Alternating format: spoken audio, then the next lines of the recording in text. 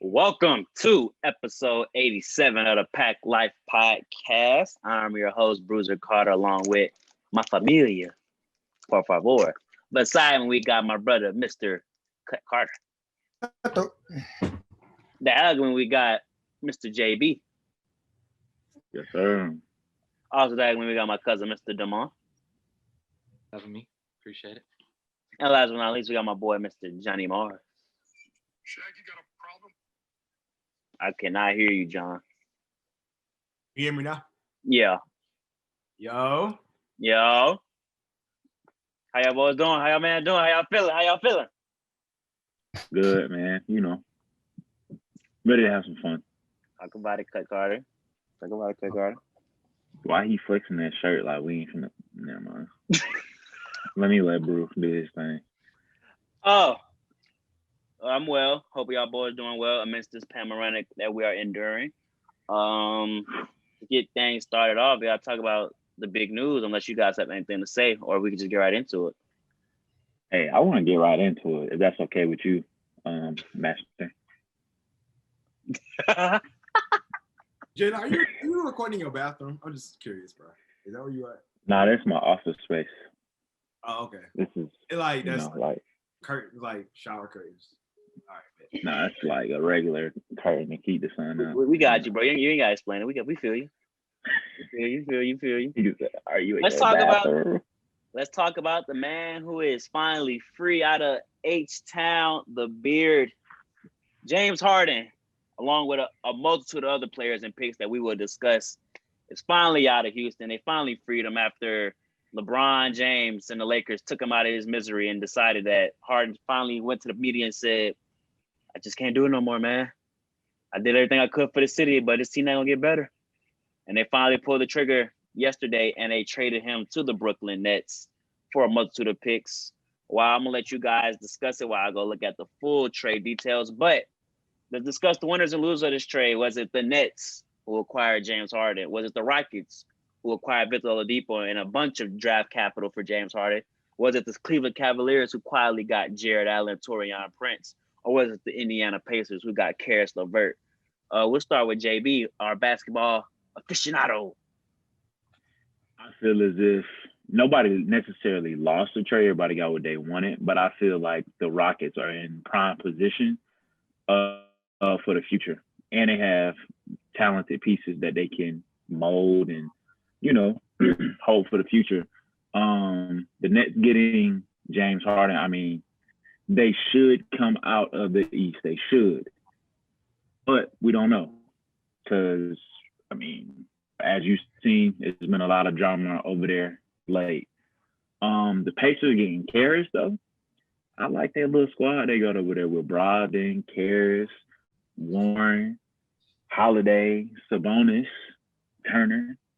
They got a solid little squad going for it, man. And, I just feel as if all these teams did get better in some way, some fashion. So, yeah, that's my take on it. All right, John, go straight to you, bud. You can fix your posture a little bit, sir. I'll go straight to you, John. Winners and losers of this mega deal, including superstar James Harden. I just felt like the Rockets rather rushed this trade, and as a result, they didn't get the best deal that they could have fielded for James Harden. I personally believe that. And, it was tumultuous. They've had the offseason do this. They've had months to make this trade happen, but for some reason they decided to stick with the flow of Harden and trying to build around him, and I guess hoping on a wish and a prayer that he would eventually turn it around and say, I want to play with y'all. We can do this. But we knew that wasn't going to be the case. So I think the winners of the trade in an intermediate is the Brooklyn Nets, because this puts them in a position as like an extra security to go to the finals. So in the intermediate, they are the winners. I believe the Pacers also were able to secure a good deal out of this, getting Karis, who's playing at an extremely high level. And I would say his confidence is higher than any player that was in the trade, which is good. You're getting a player with a ton of confidence, dropping 40 already multiple times this season. So, that's something that Indiana needs. They don't really have a lot of scoring. Brogdon's playing really well. But with, Warren being out probably for the rest of the year, I think it was really, really great to get Karis And so they're winners as well. And, like Jalen said, the Rockets, I don't know if it's so much their future is prime. Like they're primed for a great future, but I mean, they have picks to toggle with and try to land, a potential star maybe next year. But, if they're looking at trying to rebuild for years to come, I don't see them being good enough to compete in the Western Conference. They're going to need to flip those picks, get a star player, and just make some roster moves. But I think right now Stephen Silas is the right person to have as your coach, and just trying to figure out what players are going to fit well with his coaching style. So see how that works. They got the cancer out of there, so they should be better in some capacity. I agree. The players did not respond well to Harden, so they wanted him out of there. John Wall, DeMarcus Cousins. I go to you, DeMond. Winners and losers out of this mega deal, including your guy going to your team, the Brooklyn Nets. Talk to us, man. I mean, I don't know basketball as much as some others may feel they know basketball. And I try not to speak on these guys as personal players, call them cancers. We really don't know. So it's not really my place. All I know is that I like what the Pacers did. They got Karis LeVert. I think that makes them a very solid group. I like a lot of things that they do. And a lot of stars around the league have said that Karis is going to thrive in Indiana. So I'd like to see that. For the Rockets, I mean, they have Christian Wood and John Wall and Boogie and all these stories, and nobody gives a damn. I mean, they're not going to make the playoffs. It's likely that won't be the case. And we'll see where those guys end up later in their careers, maybe next year going forward. We'll see. The Rockets want to rebuild, and they did that. For the Nets, I had them coming out the East. For me now, it just becomes a thing of us seeing them gel together, them three being the star players for the Brooklyn Nets, and what the pecking order will be. Who will be the primary ball handler, if they will have one, what the rotations will be. Will Harden want to be more on the floor with KD because we've seen them have success in the past? It just depends, and I'm excited to see it. As far as the personal relations and throwing guys under the bus and calling guys out their name and whatever, it's not really my place. So I just want to see those guys win. I like Kyrie. That's my favorite player. KD, number 2. Harden, 4 behind LeBron at 3. So just want to see these guys win. And it'll be interesting to see if Steve Nash can put it together. Cut Carter. Winners and losers before we talk about the Brooklyn Nets in depth. Winners, Karis LeVert and the Pacers. Losers, Rockets. Toss-up, Nets. Because if the Nets don't win this championship, you gave up everything. So, and they got a 2-year window to do it. So I guess that's cool. But if you don't win it this year, it's going to really be embarrassing. It's going to be very Clipper-esque. And I don't know how Doc Rivers get fired for the Clippers fallout, but Steve Nash don't get fired out of the Nets fallout. And they got 3 of the top 10, 12 players in the NBA. On the planet. Yeah, quick. On the planet. That was quick, close, and concise. I love that. So let's talk about it. I do want to say, for the Rockets, them picks they probably not gonna draft nobody that's if the Nets never gonna have a record bad enough to where they get somebody to go them picks. Cleveland's been balling this year, so I can't see that Cleveland pick being. It might not even be a lottery pick. Houston better flip them picks. And honestly, the person I'm calling is John Wall's old buddy. That's what they should call. Who's his old buddy? Bradley Beal. Call him. Figure it out. Sir, he's not going to Houston. Why he not? He's not going to You're Houston. not winning Bradley there. Bill's going to LA. He's going to LA. He on a contract for 2 years. He don't have no say so where he go. And LA don't have no picks to get nobody like that. Mm-hmm. Kyle Kuzma's enough to get Bradley Beal, you think? No. I ain't say that. I don't think so. I ain't say that. That's the only asset that the Lakers have that's expendable. KCP not getting traded. No, nobody gonna take that contract and what he did. He's valuable to them because they championship run. Caruso maybe. They did Tucker, maybe. They don't really have nothing, and they need a center. Oh gosh, they need a center. Because Marcus Gasol don't have no value either. Yeah, but before we talk about Marcus Gasol is there for what he there for. Before we talk about NBA blocking shot. Before we talk about NBA takeaways, though, let's do more in depth about this Brooklyn Nets team.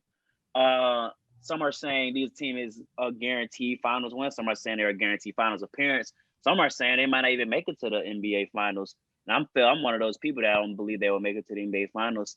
I just don't see how this group of guys can come together without no bench depth, with an inexperienced head coach, and with not a team that doesn't play players that don't play defense outside of Kevin Durant, really, to just come out and dominate the East. We saw it last year in the playoffs, the Miami Heat. They won through defense. Jimmy Butler, Bam Adebayo. We saw the Nets, Raptors have not the Nets, the Celtics and the Raptors have competitive series through defense. And I think unless this team consistently outscores a team in 7 games, I don't believe they can do so. I think KD's a rim. They have no big who can, I don't think, mess with Giannis. I don't think that can mess with Bam if Bam's on that night. So I just don't see how this team could potentially come out. Oh, Embiid, I forget about Embiid, of course. So I have the Sixers and Bucks still ahead of the Nets to represent the East. That's just my opinion. Demar, you go talk to us, man. End of the day, the game comes down to a bucket. But yeah, what if the other team giving you a bucket back? Let's just look at the past couple finals and see who has been the deciding factor. If we can just look back to the finals. Hold on, let me get that pulled up. Who won the finals last year? The Lakers. The Lakers. I believe 80 was the difference maker because he continuously was able to drop buckets. So they weren't playing defense in that series? They were playing outstanding defense. And he was able to hit the tough shots. That's what it comes down to. And play defense, too, to not let them score. They limit them from scoring. Like, what are you saying? You can say that. I'm saying if he didn't get the buckets. What I'm telling you is fact. They scored a bucket, but they also played defense to not allow them to score. Golden State Warriors, Toronto Raptors. To me, Fred VanVleet was the difference maker in his ability to hit tough shots. So Nick Nurse then coached them to play defense against Steph? They was boxing and winning Steph. Golden State Warriors back-to-back. To me, KD was the difference in his ability to hit tough shots. They played the year before that, Cleveland Cavaliers, Kyrie Irving, in one of the greatest series offensively that I've ever seen. Tough shots after tough shots. You talking about when the Cavs won? That for me is the difference. You talking about the Cavs won? When the Cavs beat the Warriors? Buckets matter. One at a time. Buckets matter, but when buckets matter, but when you play on a team that's great defensively and not even that good offensively, and they still scoring, then what? You got to show me that you can outscore them. That's what every sport comes down to. Can you score more than me? So we don't value defense. What happened to defense wins championships? What happened to defense wins championships? That's not their agenda. The Mavs specifically were the greatest offense of all time last year, right? Offense sells tickets, defense wins championships, and that's gonna sell tickets. Man, you gotta be able to get a stop. New York closed right now, but all right, when they open up, they'll sell. All right, Derek, take it away. What do you have the Nets going? Do you have them as a finals appearance, a finals champion? Finals appearance is a bust. Anything less than the finals appearance is a bust. However, they may be the best team on paper offensively, but defensively they aren't that. And I think Doc Rivers' team is gonna play defense. I think Brad Stevens' team is gonna play defense. And I'm not high on the Heat right now, but they're gonna play defense. What about Milwaukee? Milwaukee also gonna play defense. As I said, it's the same. All this trade really did to me was just clarify the top 5 teams in the East, and we know who it's gonna come down to. But I feel like it's any given series, if it's another bubble, that could be having a big impact on when it comes to the playoffs. That could play on the mental aspect of a lot of them players. So, and Kyrie wouldn't even go to the bubble. It's the race of the 5, the race of the 5. It's the same. It's the 5. It's 5 in the East, and it's really 3 in the West. If you want to make it 3, but it's really 1. But you know. All right, Jalen, what you got the Nets as? Finals winner, finals appearance? I didn't answer that question. My bad. I had them as a. If everything works out, they're the finals. They're getting beat by Lakers in 6. All right. Or pick one. Finals.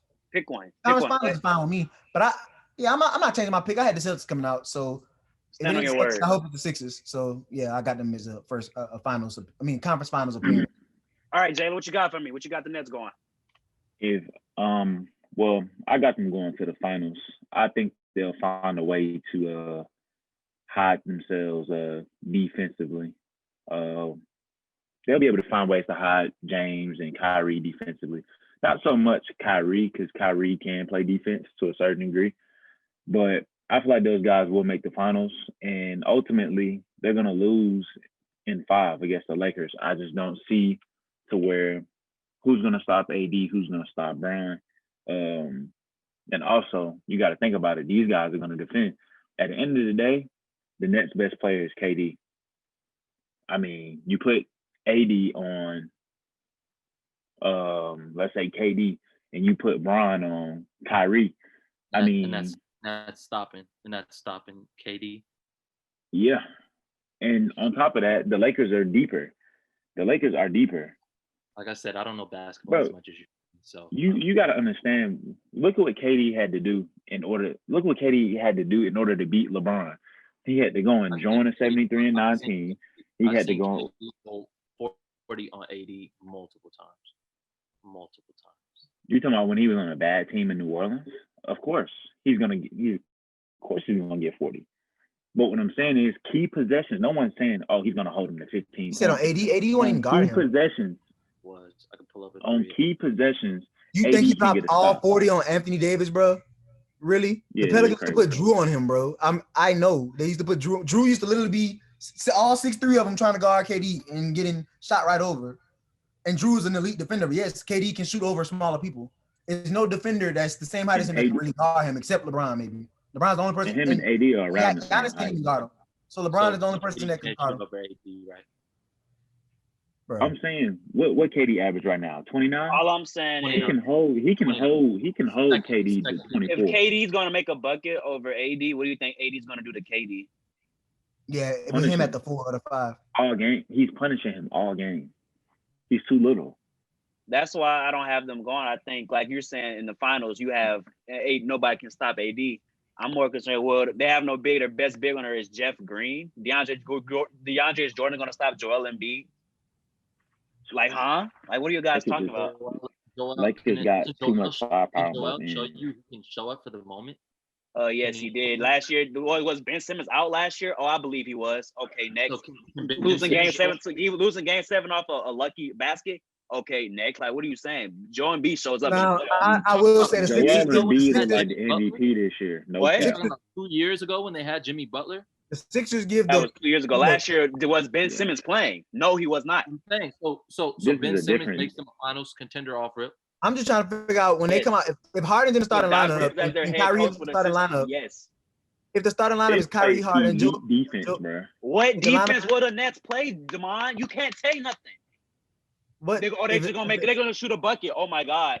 Oh, Embiid gonna come down. Come here, DeAndre Jordan. The starting lineup is Kyrie, Harden, Joe Harris, KD, and DeAndre Jordan. That's what it's looking like it's gonna be.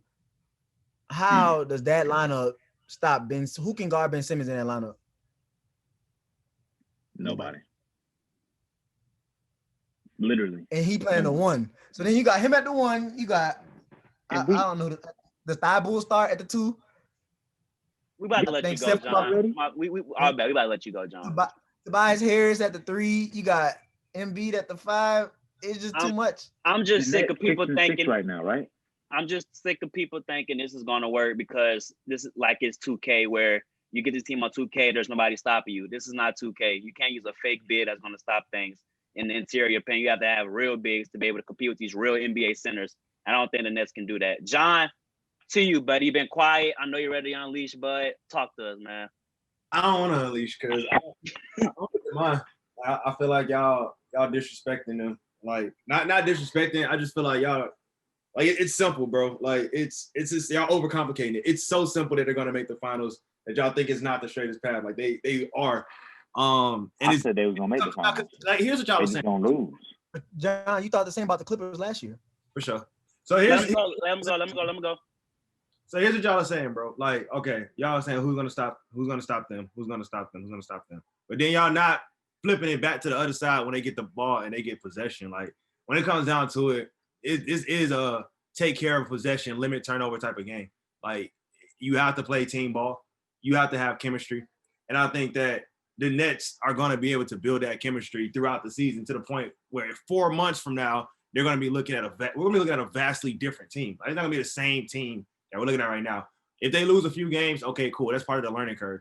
But when you get down to April, May, and this team is vaguely different, not vaguely, but very, very different, like we're going to be like, oh, okay, now it seems like they're in the prime position to win the finals. I mean, I don't know if they're going to win the finals because I still think LeBron is the greatest player in the world, and I still think the Lakers are the best team in the NBA still, even with Harden going to the Nets. But I do believe that the Nets will make it. Like, that's just my wholehearted opinion. A lot of teams in the Eastern Conference now, you know, they're in a threatening position because of Harden. It's just really as simple as that. Harden has to get in shape, though. I mean, he can't keep up that extra 60, 50 pounds he done picked up and then expect to go to the finals. He has to get in shape. He has to definitely buy into the net system. And if all those factors play out the way they're supposed to, then they will be in the finals. I got a question for you, John. We know this team had egos before James Harden arrived there with Kyrie and KD. Both dislike the media strongly. Both just want to hoop. Both now just want to go out there and play basketball or handle things differently on a different time. With the additional Harden, who also has a big ego, who he says he wants to win a championship, but his style of play doesn't reflect that. You don't think their egos will be their ultimate downfall in the postseason? I mean, it could either be something that hurts them or something that helps them. Having a real big ego allows you to have a certain level of confidence that no other player shows. And while it can be a damning thing, it can also be a blessing to have multiple personalities and people who aren't afraid to live up to the moments. And I think that, like I said, if they find a consistent way of winning basketball games that works for them, then it's going to carry on to the postseason. They got to pick up momentum. They got to, win about 4, 5, 6 straight games to start getting hot. And once that happens, it's going to be hard to stop this. I'm just saying, when this Brooklyn Nets team get hot, it may be a month from now, 6 weeks from now, but when they get hot, I don't see them slowing down momentum so much that they don't go to the finals. I get what y'all saying. Yes, they do struggle on defense through 13 games. Only 3 times have an opponent not scored 100 points. So they definitely are vulnerable on the defensive side. But I mean, it's a new NBA. It's definitely more high scoring this year. There's definitely more points in the NBA this season than any other season before. So, I mean, through the first 15 games. So I think like it comes down to scoring buckets. Like I just feel like they're going to be able to outscore their opponents enough times in the series to advance. So I feel where y'all coming from, and I understand. But like, you got to understand, bro. Like, there have been so many teams who have won championships off of defense or made finals appearances just off of defense alone. Like the 2000 Lakers, they played defense, but also could score. You had the Golden State Warriors when they won. They could score and play defense. When the Cavs won, they could score and play defense. You can't just – I've never seen a team just be so heavily offensively gifted and be so docile on the defensive end and win a title. I haven't seen it. You even had, what was that, the 2004 Pistons? They won all defense. Their best player was who? Rip Hamilton? Chauncey Billups? Take your pick. So what I'm saying is don't discount, like, the defensive end, because that actually does, like, count at the end of the day. If it's a tight ball game, because we know the Lakers can score with anybody. So if it comes down to one possession and all they got to do is get a stop, I mean, can Brooklyn get a stop? No. I haven't seen it yet. I do think they can. Harden. Also, I was about to say one more thing. I didn't mean to interrupt, but we've seen them miss the shot that he said LeBron couldn't hit. Both of them. Thank you. Can you hold him accountable on that, DeMar, at least? That was one game. No, that was 2 games. I've seen it twice, John. But you could say your rebuttal. The point is, shots aren't. Sometimes your shot not gonna fall. It's like, they're gonna hit more than most people, but sometimes it's not gonna fall. And we've seen Harden when it don't fall. So I'm not. He's not the savior. He just makes them the favorite. I don't think he's saving them. I think, to be honest, the Nets last night without anybody and just KD looked great to me. I was like, dang. Albeit with the Knicks have been playing great though. The Knicks and they made them look less. Huh? They forget it's only one basketball. And that's what my issue is with him. Because I don't have a problem with Harden. I don't have no dislike for Harden. I don't really have dislike for Kyrie or KD at this point in my life either. You know, we older now. When he left and I was early in college, I was mad. But now as a grown man, it's like I get it. But that whole ISO ball thing that Harden loves, which the only person that can play off the ball at a high elite level to me is KD. Kyrie did it with LeBron, but that's not really his game. That's why he didn't want to play with LeBron for real, because he was like, "Dang, like you got the ball more than me. I'm just catching and shooting." Okay. And what happened? So he won a championship. Kyrie, I'm like, Kyrie could dribble, shake some people, kick. KD gonna catch it. KD gonna pump and shoot over you, pump and drive, or just shoot it straight up. Like he gonna catch it and shoot straight up. He don't really have to do nothing. He don't have to do no dribble moves. He can take his shots. He gonna take his looks.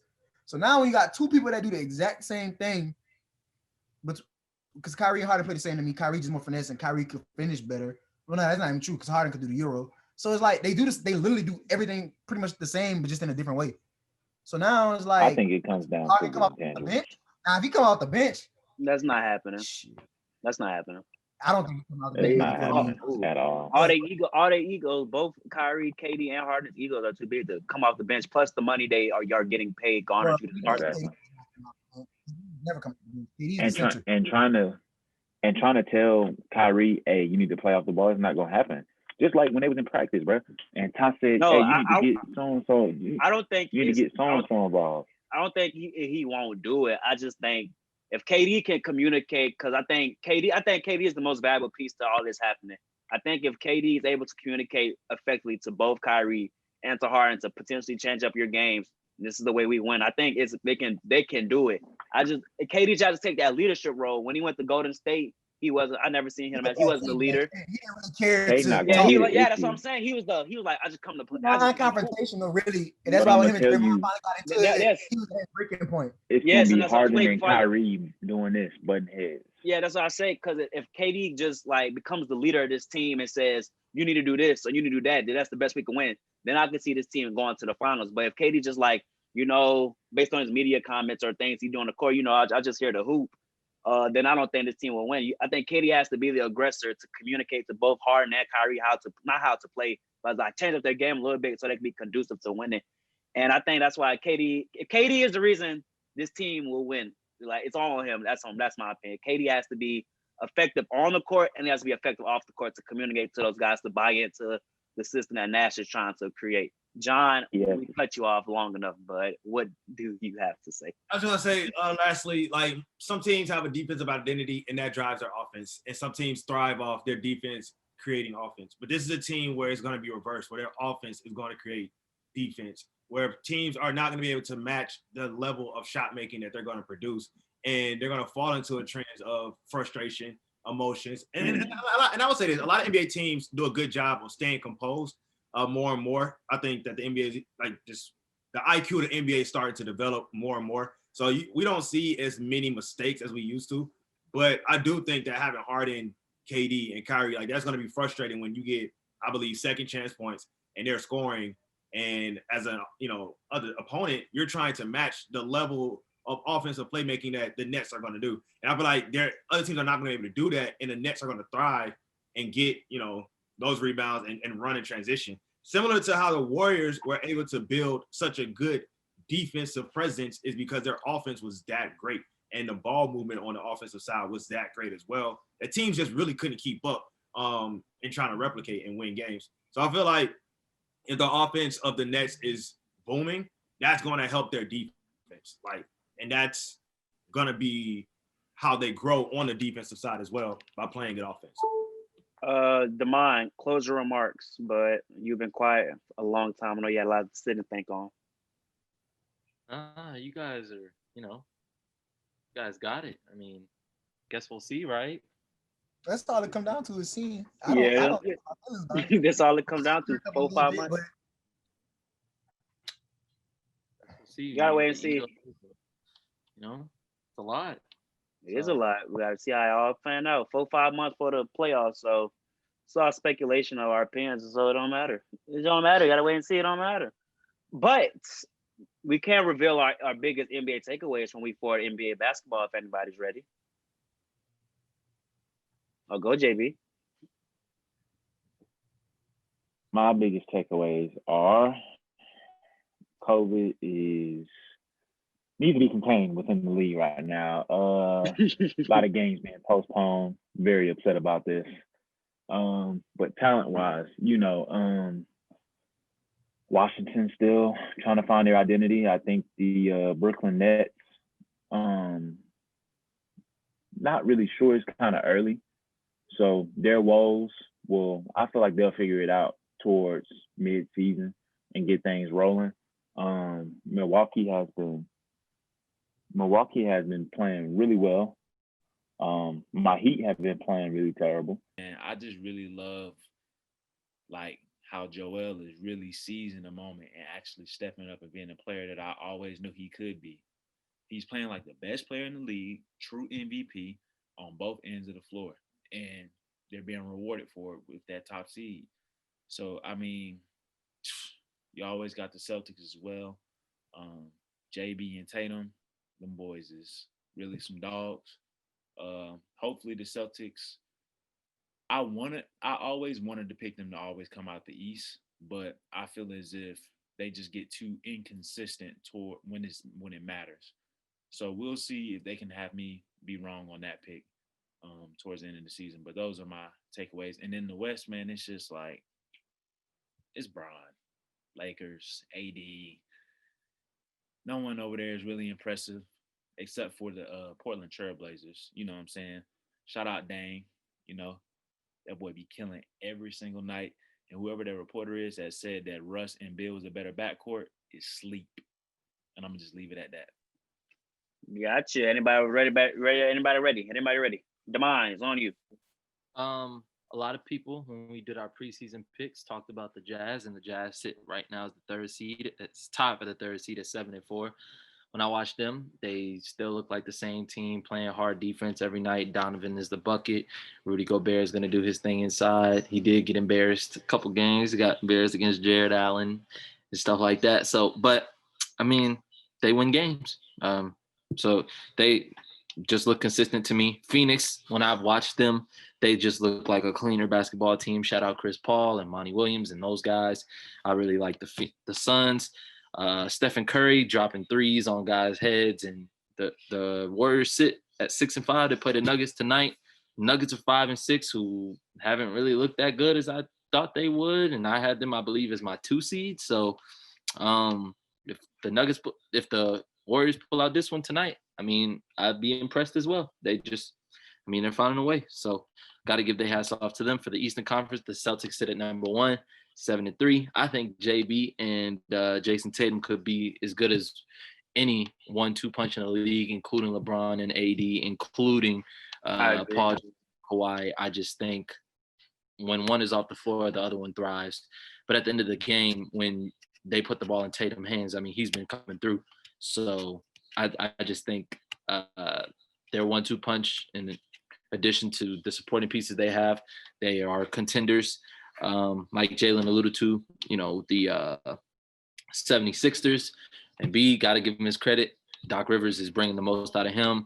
The Bucks, I mean, they're 8-4, and then at times they looked really good, shot the ball better than I thought they could. So, I mean, I still have the Nets coming out, but, it's good to see basketball back in this capacity. And I will say you can definitely tell the difference between, the arena and the bubble.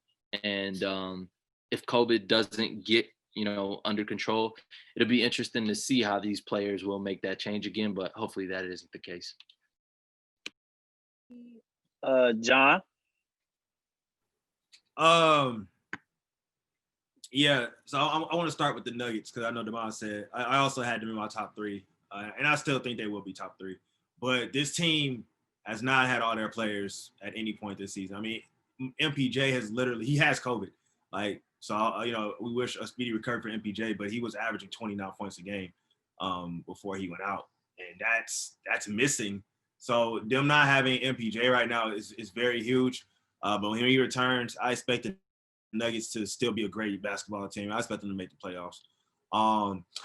obviously, when we picked before, I also had the Rockets as my 8th seed, but I also preface that with Harden being there to get them to AC. I just thought he'd be there, but obviously him being traded, I said that if he got traded, then Portland would make it. So I think right now the Western Conference looks exactly the way I thought it would look. There's no real surprises anywhere. Like it looks pretty much the same as it did last year, with just the Suns being in and the Nuggets being on the outside. I mean, the Spurs look good this year. Shout out to the Spurs. Shout out to Greg Popovich. They're doing a good job this year, using all of their talent wisely and nicely. So you got to wonder if the Spurs are going to be that 8th seed, maybe 7th seed moving forward. The Western Conference looks set. LeBron looks good. AD looks good.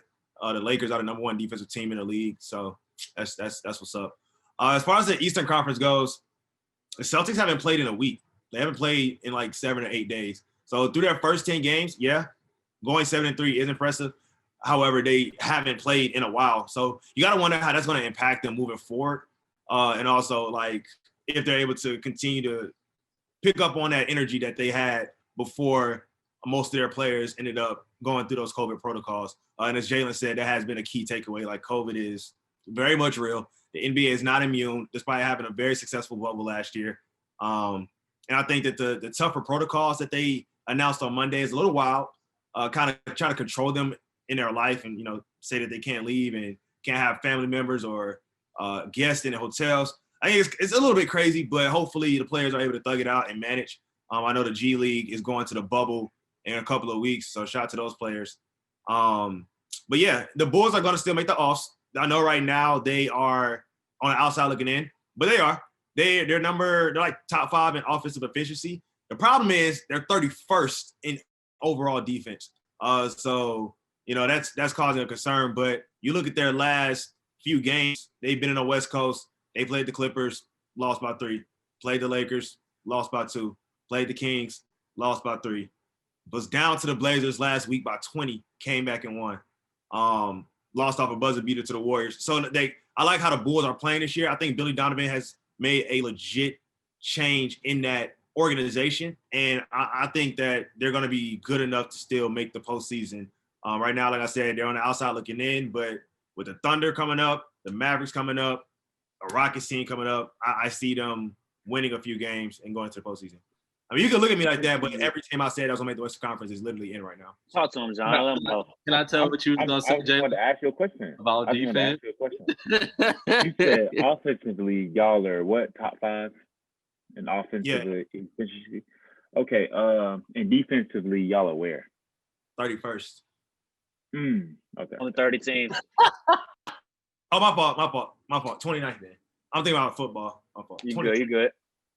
Oh, man. All right. Thought you said all that matters was a bucket. Getting buckets motivation. Do we have a James Harden or KD on our team? Bro, who is this kid, bro? Bro, what I didn't say that, but you can be better. The argument I use for the Bulls and the Nets as a reason as to why this team don't even make sense, bro. You can be better than 29 defensively. You see it, Seattle. That boy hit 10 threes, dropped 45 on the Clippers in the L, but shit, he all-star this year. Yes, sir. Hey, before I let you go, Derek, I just got one big takeaway.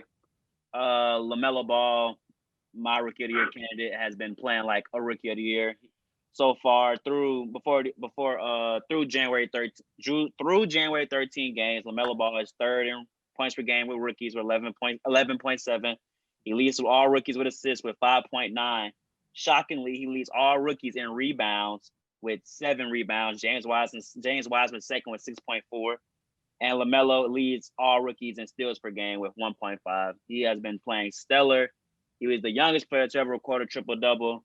And it looked like the Rookie of the Year award will be in the Ball household in Chino Hills or wherever they reside. That's the way it's looking through these first 4 weeks of basketball. Carter, your takeaways before we move on off of basketball. Before you go there, I just want to add on to your point, Bruiser. I do think that this is a really good rookie class, and all the rookies are having a pretty solid year. Tyrese, James Wiseman, Obi Toppin come back. I expect him to go off. Killian Hayes is hurt.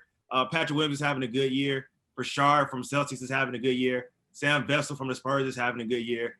Danny Avdija, I mean, the Wizards are just trash, but I think he's in a bad situation. But most of the rookies that got drafted this year. They're really making a name for themselves. So shout out to most of the general managers who did a good job of drafting those talents.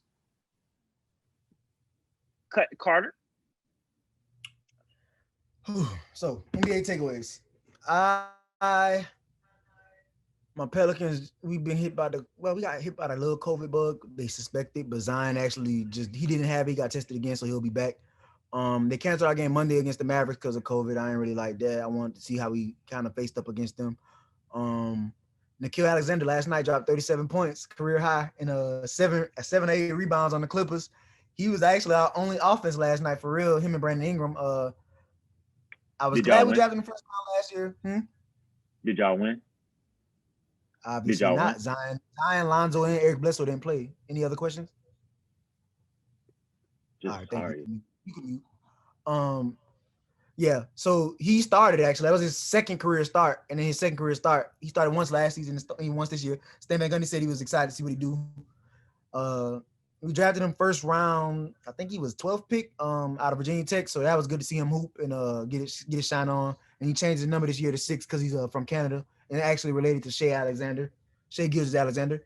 Who else I want to talk about? Josh Hart been getting a lot of rebounds. Steven Adams is actually really, really good. That was one of the first games I really just sat down and watched a lot of the Pelicans. You know that? Obviously, I knew he was good at rebounds. I'm saying he's still good at it. I could have told you that.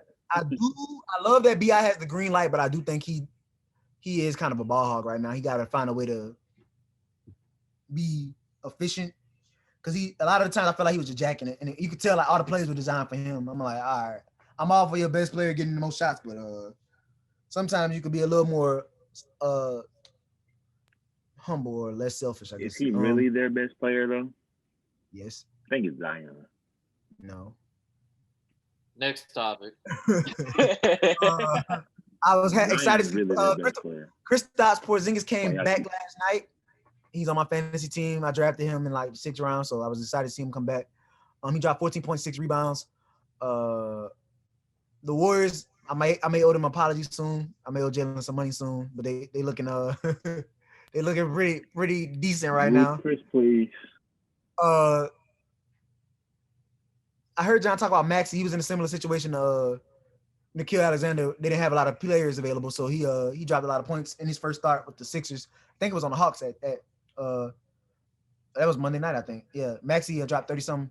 That's a good look for him and good for his confidence. I was surprised. I honestly thought he was gonna be in the trade to get Harden if the Sixers got him because he looked like he could potentially be that type of player. Like he could be a good player eventually. Tyrese Halliburton balling as far as rookies go. In the East, Hawks are getting it together. For some reason it seems like without your boy, without Bogdanovich, he hurt his knee. Without him, they seem better. Actually, I felt like the Hawks tried to go. They need Rondo back too. That's gonna help them facilitate the second unit. He been out for the last few games. That's why they. Yeah, and I feel like with the Hawks, they tried to stack the deck on free agency when they really didn't need to, like bringing in Gallinari and Bogdanovich. I felt like they just trying to go overboard. I felt like the Hawks already had a good core. They just were young, so why not? I guess you got to bring in some people, but I don't think you should have I wouldn't have put none of them on no big time deals or max deals. I don't think it was worth it. Well, that's the NBA boy. You got to overpay. I know, but the Hawks could have just signed a bunch of younger. They could have signed some more young talent or just old veterans that are just trying to get some burn, like Rondo. Rondo not making crazy bread, but I feel like Gallinari and Bogdanovich really don't fit the culture of the Hawks. That's just me though. Celtics hit by COVID hard, like John said. A lot of game time missed. Tyler Heroes found it. He didn't have it. He didn't find it at first, but he found it. He dropped 30 or so the other day, and then came back and dropped another 30 piece. They lost, I can thank to the Sixers, but he getting his contribution in now, so there's nothing you can really say bad about him right now. I knew he would probably get it going eventually, so that was good. And last but not least, like Bruce said, LaMelo almost had a triple-double, came a rebound short against the Pelicans, against Lonzo, playing against his brother, and then got it again the next game. And then the other night, he had, I think, 9 rebounds, 5 assists. I think the main thing for him is to figure out how to score. If he figure out how to score, It's sky is limitless. We know he could pass. We know he clearly could get boards. So once he find it, he's gonna have it. And Wiseman is a disappointment for me right now. I wanted to say that too. A But as long as the disappointment. Warriors, I mean, he don't play that many You've minutes. been watching. He don't do that much to me. I just think, but I think you don't have to right now. He's still learning. They don't. He only plays 18. He's not involved. That's what I'm saying. He's just there. But it's okay. The Warriors center never really involved. So He does a lot in those 18. think about that though. I'm talking about like it's just like he just get rebounds and play. I mean, like the NBA. I don't know if it's a protocol, but like you see Ant-Man not even starting right now, which I think is ridiculous because it's some other dude, and I'm like, bro, why are you not starting? Like, you know what I'm saying? I think the lack of the summer league and preseason, they don't want these players to play extensive minutes and get hurt. And I think they're easing. I think Ant-Man will start eventually this year. I think Wiseman's minutes will increase, but I think they're still playing it extremely healthy until they would have reached the minutes of a summer league. And then once they feel like they're acclimated to game speed, they'll start to get their minutes back up. But I see what you're saying about James Wiseman. They do try to get him involved, but it's like it's just like he's not there yet. But I think sitting out a whole season will do that to you too. Yeah, right. He didn't play that many games in college. He missed the whole. Well, he played one game, sat out. Yeah, one game. OG League and COVID. So he's like, I feel like he might be behind his development a little bit. That's okay. He on the right team for it. He's solid though. I mean, he got a jumper and he's in the right organization to get right. He still got frame to build out and stuff. Like that's the thing about big men. Like if you're not coming in with an NBA body already, it's gonna take like a little minute to you really like at your full potential. Like Jonathan Allen really didn't get no burn like that too much. He was big, but he wasn't like fully there. And now this season, you see how he looking. You see like even Jackson Hayes kind of filled out a little bit more too. And Anthony Davis was Wendell. Wendell small too. That was super small. Now he getting big. Same with Larry Markkinen. That's just how it is. Like come in, they're drafting these boys at 19. Not into NBA body yet. And then they think about it, a lot of them kids be 18, 19, 20, you know what I'm saying? So you're not even, you got a whole different level of life to hit before you get like to Dwight Howard too. Yeah. That's what it is. So that's my takeaways. I'm done. All right. Are you guys ready to discuss some NFL football games? Yes, sir. I've been waiting on this. Hey, can you start with Demond first? Before we predict the NFL Divisional Round weekend, we want to do an NFL wild card recap.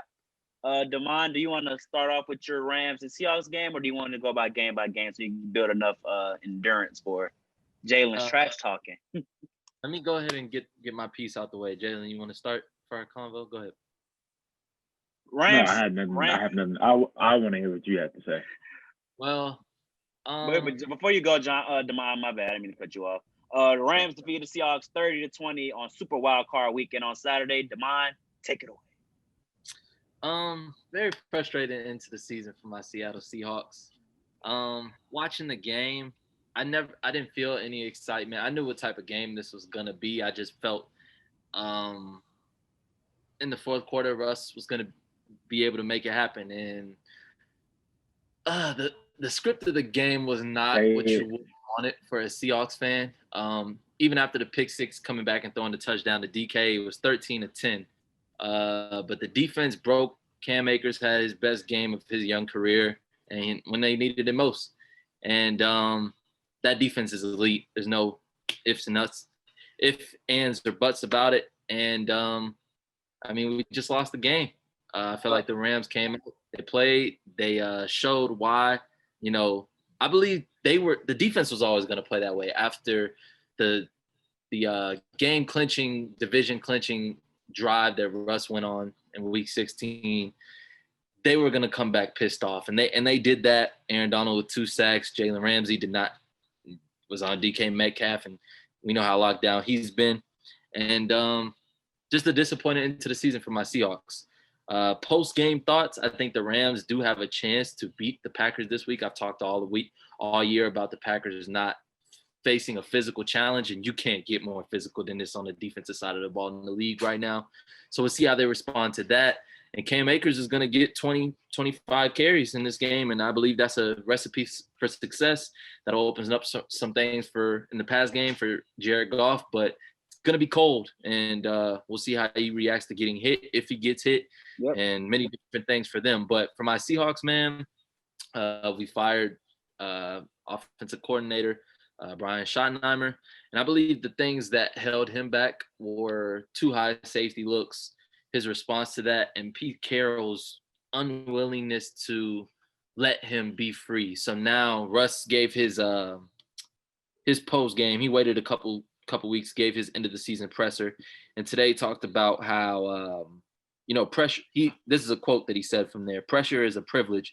We got to put our foot down on the gas, no matter how we do it. I think we should score 24 points before the half. Get ahead. We can do that. No matter how we do it, let's go win. Let's start early. So the philosophy is what some people have been talking about is Pete Carroll, and he came out and said in his end of season presser that he wanted to get the run game going. Chris Carson's contract is up. We really don't have a lot as far as money, draft picks with the trade of Jamal Adams. So it's a lot that goes into improving. We still have a lot of good pieces, and it'll be interesting to see how they put it together, who they want to bring in. I've heard many different people.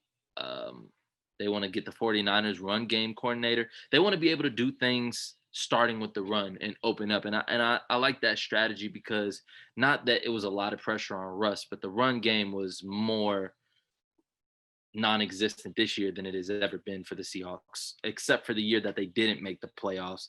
And Russ was the leading rusher. So a lot is going into the season to see what they could do. Maybe Travis Etienne or Najee Harris slip in the draft. We trade up. It depends. It remains to be seen what's going to happen. But this team, as it is right now, they've got to make some changes. It's going to start with the offensive coordinator, and we'll see where it goes. But definitely a disappointing season's end for my Seahawks. I had a question, but you answered it for me. Jalen, what is your question? Because I know you got one. I didn't have anything, man. Just Super Bowl or bust. I'm not really worried about nobody else. No Kizzy. I just remember everything he was saying. Oh, just try to tell people, man. It's like they don't want to listen. But y'all had a great season, man. I had 12 wins on the season, so there's a lot to be happy about with that. You won the division as well, so congrats on that. But defense and being able to run the ball. You gotta have it. Now, moving on. How old are you? What does my age have to do with the podcast and the Answer the question. How old are you? I would prefer to not reveal those such things. Yeah, boy. Do you realize your team is in the playoffs for the first time in 15 years? Yeah, since 2007, we have a playoff win. Do y'all have a playoff win? Because we're playing in the divisional this week. Are you guys? I didn't think so. Yeah. We're going to predict the divisional round soon, so we can hold off on that fire. Let's talk about another Super Wild Card matchup weekend that ended. The Buffalo Bills defeated the Indianapolis Colts by only 3 points, 27-24. My biggest takeaway from that game, we don't got to go around the table unless we have to. The Colts are set up for success. I love their defense. I love their special team. Shout out George Odom, first team All-Pro for special teamer. I just think this team, they had a great run game of Jonathan Taylor, upcoming star receiver, and Michael Pittman. I just think this team needs a quarterback to succeed. I think Phillip Rivers' lack of mobility killed them on that final drive. I think if they had a quarterback with a great mobility and a killer mentality, I think they would have potentially got a field goal range and tied the game, or maybe even won the game if they had a mobile quarterback with that killer instinct. But if you're Frank Wright, you got to be happy, have to be ecstatic about how your team played, made the playoffs. And had 11 wins, so it's vast improvements. And when you find that quarterback, I think that's when you can say this team is a conference championship contender, definitely, maybe not a Super Bowl threat. Anybody else have takeaways from the Colts-Bills matchup, or we can move on?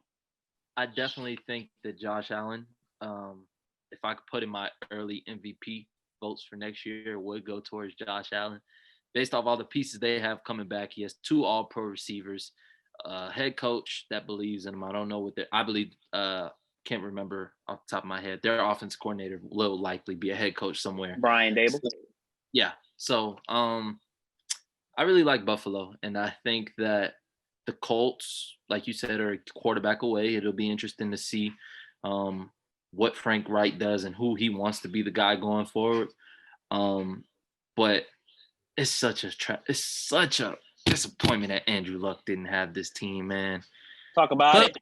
We're not gonna do it. Talk But if about Andrew it. Luck was able to have Michael Pittman and Jonathan Taylor and Frank Wright and guys who believe in and play. John, what's your takeaways, man? I mean, yeah, I picked the Colts to win this game. It came down to a last possession. You know, it was a hell of a game. My thing was Josh Allen would have to like have a okay game for the Colts to win, and that wasn't the case. He had a great game. Like just terrific all around, knowing that their run game isn't the best in the playoffs, like not by far, but just relying on their offense, relying on his all-pro receivers, relying on Stephon Diggs, who's been just sensational this year. And the defense is good. Like Jordan Poyer, Micah Hyde, like Jermaine Evans, they have a defense as well. So yeah, I don't know what show said this, but they were trying to evaluate the most vulnerable number 1 seed and trying to figure out if it was the Chiefs or the Packers. I think the most vulnerable team is the Packers, but you know, I don't know. The Bills could go next week and make some noise, and then get to the conference championship, and we'll be looking at a few upsets. So I think just now I got them going to the conference ship, and hopefully they can work this week against Lamar. So you got a takeaway, JB? No takeaways, man, for me. All right, I'm ready for the next one. We'll move on to your Tampa Bay Buccaneers. Derek, you got one? Nope. We'll move on to your What? You said on the Seahawks? Nah, we was on the Bills Colts. We did the Seahawks already.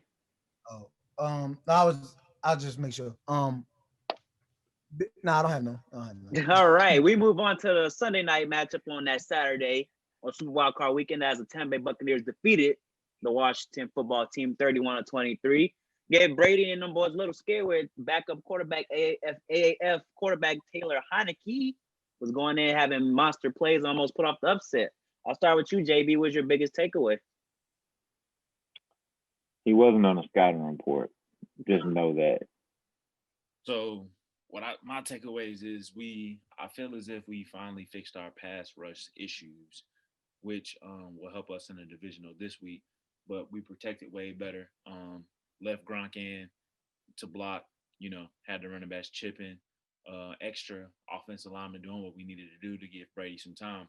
So really like what I saw. Washington has an elite defense, very elite. It's their offense that's piss poor.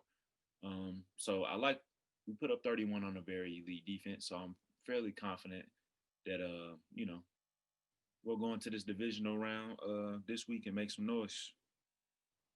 Be the team that thinks they got the one up on us, but Two up. Let them know tomorrow. Talk to them. I just wanted to correct you. I just wanted to correct you. Not being us 3 times. That's what I'm saying. My biggest takeaway was, Tampa Bay finally getting the boys involved. Brady looking sharp in the pocket, getting Brown, Evans, and Godwin involved. Cameron Brate involved. I feel coming into, but we're not even there that at the division round prediction yet. But I just feel y'all offense should not be a problem this week. I feel that if y'all were letting Taylor Heineke put up points and yards on y'all, if you let an inexperienced quarterback do that to y'all, what do you think Drew Brees is going to do? Not to go ahead and already try to predict our game, but we may see a potential shootout in the making. That's just my personal opinion. But the Washington ball, go get a quarterback. Alex Smith's not the future. Heineke's not the future. It was fun for a game, but I came back to earth. Go get that quarterback. Chase Young is the future. Jesus. Chase Young is off. Yeah, Chase. That's a monster. De'Aaron Payne went off that game too. He was a monster in the interior. Yeah. Their D line is like unreal, bro. Like, oh my god. Yeah. Y'all boys got any takeaways before we go to the Sunday slate? All right. The Baltimore Ravens defeated the Tennessee Titans on the road 20-13. Lamar Jackson finally got a playoff win. My biggest takeaway is I love rivalries. I love when Marcus Peters got the interception and the whole defense came and stumped on their logo. And I love Lamar Jackson not shaking the Titans' hand. It's real beef, real bad blood, and I love it. I love it. I live for these moments, and I'm glad the Ravens want to continue this rivalry into next season if they do indeed play. Anybody else can go with their takeaways. I agree. I think it was important to see Lamar make those necessary moves in the pockets on third downs when they were down 10-0, and you start to think about the weapons that they have on the outside or lack thereof, and they got it done. I mean, all people do is hate on Lamar. They talked about how he can't win the game throwing the ball, how he can only run, but he rushes for more yards than Derrick Henry and throws for more than Ryan Tannehill. You can't ask for more from the reigning MVP. Let's put some respect on his name, and I would like to see him go to Buffalo and beat this team.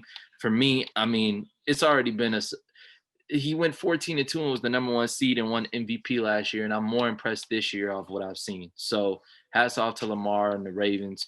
They turned their season around after COVID and guys talking about them. I would still like to see them add an outside weapon in the offseason, but I think they've done more than they needed to this year.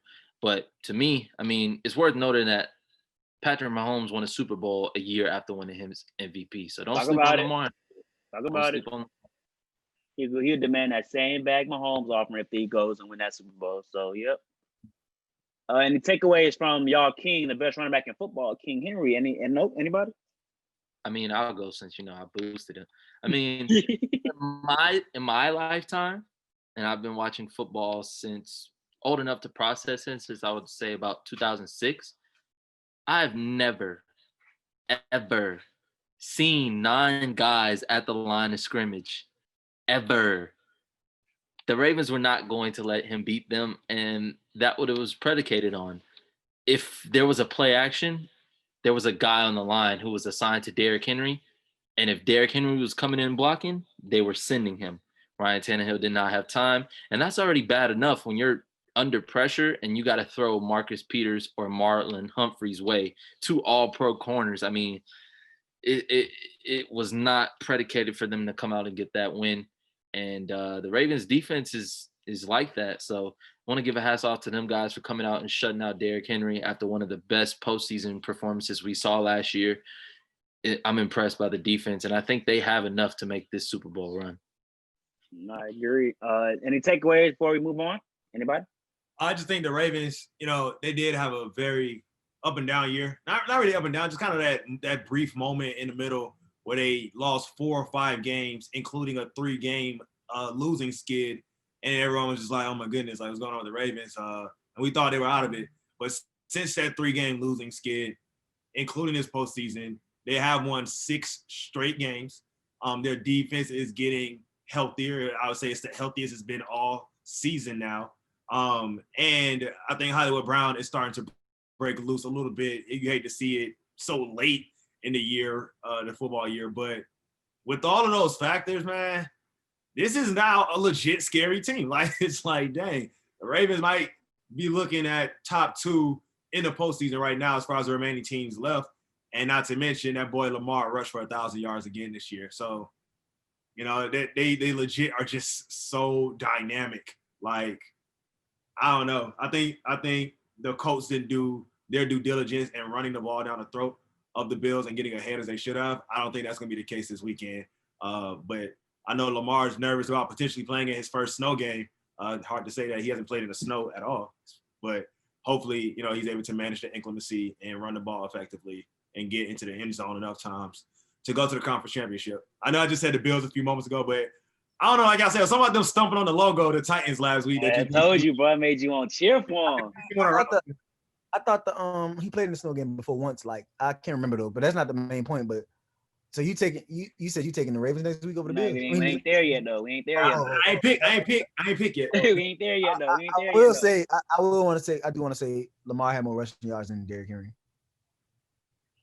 Did one-dimensional. Lamar already acknowledged that. Mon did say that. I just wanted to say I ain't never seen a quarterback outrush Alvin Kamara, but that's me. This is a goddamn lie. Who? I can search it. I was like one person that might have did it, but I don't think he did it. We act like Kamara. I was about to say Jalen Hurts, but I was about to say Jalen Hurts, but I don't think he still. I still don't think he outrushed him. I'm pretty sure Jalen Hurts did outrush Kamara. I'm pretty sure he did that game. Yeah. He had Did have 100. He had 100. Yeah, While you Jalen. search that, though, we could discuss the Saints beating John's Chicago Bears 21-9 on Nickelodeon. Shout out Nate So sad. and that broadcast. 2 million viewers on the Nickelodeon channel. So give a Boy, they shout out to Nate. Boy, they did the route rush by Jalen Hurts, but that's Oh, different. That's how it's different. They both. Y'all bringing the MVP back next year? MVP. MVP. Oh, MVP. Yes, sir. Yes, sir. Y'all talk to us, man. Recap that game for us, man. I think the Saints didn't expect the Bears to play that well. I think the Saints could have played better. Other people were saying, oh, they scored 30 points a game. They're going to put up 30. They're going to put up 30. And I think that the Bears played I think it was one of their best efforts all year. I'm not even, like the Bears fan, I'm not even disappointed with the loss. And I would say that Trubisky's last drive and him finding Jimmy Graham was probably the most important drive of the entire game, and probably the most important drive of his career. Can you tell us why? Like, if he doesn't score that touchdown, the score is 21-3, and you're looking at it like, bro, Trubisky scored a touchdown. Like, what in the world? But I think what's lost is you're down 21-3. You could say we lost this game. You could say, I don't know where I'm going to end up next year. There's no point of me playing. There's no point of me coming out here and completing throws. There's no point of me still playing like a NFL quarterback. I could just give up. But for him to come out there, still have a really nice drive. I know the defense is playing extremely lax, but for him to still mentally be able to complete throws, get into the end zone, shows that to all Bears fans and to the organization, like, I am a quarterback ready to still take on the responsibilities of this job. And I think that spoke volumes to me, as I appreciated him scoring. He didn't have any interceptions. He had a drop pass from Javon Williams, and most of the play calling, he played really well and played up to the challenge. And I mean, I'm excited. I think Trubisky comes back next year. I think we have a good draft and have some protection. But the game is last thing. The game itself. Well, I'm sorry. I can't. What the hell are you talking about? What were you watching? For sure. So the game. I'm asking. You didn't see the short throws. You didn't see. What do you think it was? Offense? Do you think Matt Nagy? I didn't like the play calls. I think Trubisky showed his lack of arm strength and pocket presence. I mean, there was no sense of urgency. How you show his lack of arm strength? He had some dimes. Every throw he threw was a dime. The one down the sideline to Javon, the one that Javon missed in the end zone, like, he was throwing dimes. Like, we totally watch the same game, bro. I'm not gonna have this conversation with you. Like, that one he dropped was the only dime. That's the only dime I saw. I saw short out throws to Allen Robinson. They got him going in the third quarter when they came out. And then after that, I mean, I saw misses on short routes to him. The thing is, bro, here's what I'm trying to say, bro. Like, the offensive woes of the Chicago Bears is not on Trubisky. We don't have any talent around him, bro. Like, you don't have a good running back. You don't have any five tight end. Like, bro, like, you don't have an offensive line. Like, people blame Trubisky so much, it's ridiculous. Like, the Bears did a terrible job. Y'all have a top 15 or top 20 offensive line for sure. Time for him to go. Tight end, y'all have a tight end y'all drafted so high that y'all don't use. Well, he played, like, I saw him a couple times. Cole Kmet. Y'all brought in Jimmy Graham. I don't know how you drafted Cole Kmet and then bring in Jimmy Graham. But I will say your receiving core isn't all that because Mooney didn't play. That was a big miss. And on that one Javon Williams drop, that would have been Mooney. Mooney wouldn't have dropped that in New Orleans, playing back in New Orleans for the first time since he got in the league. So he wouldn't have dropped that. But what else I want to say? It was somebody else about your offense.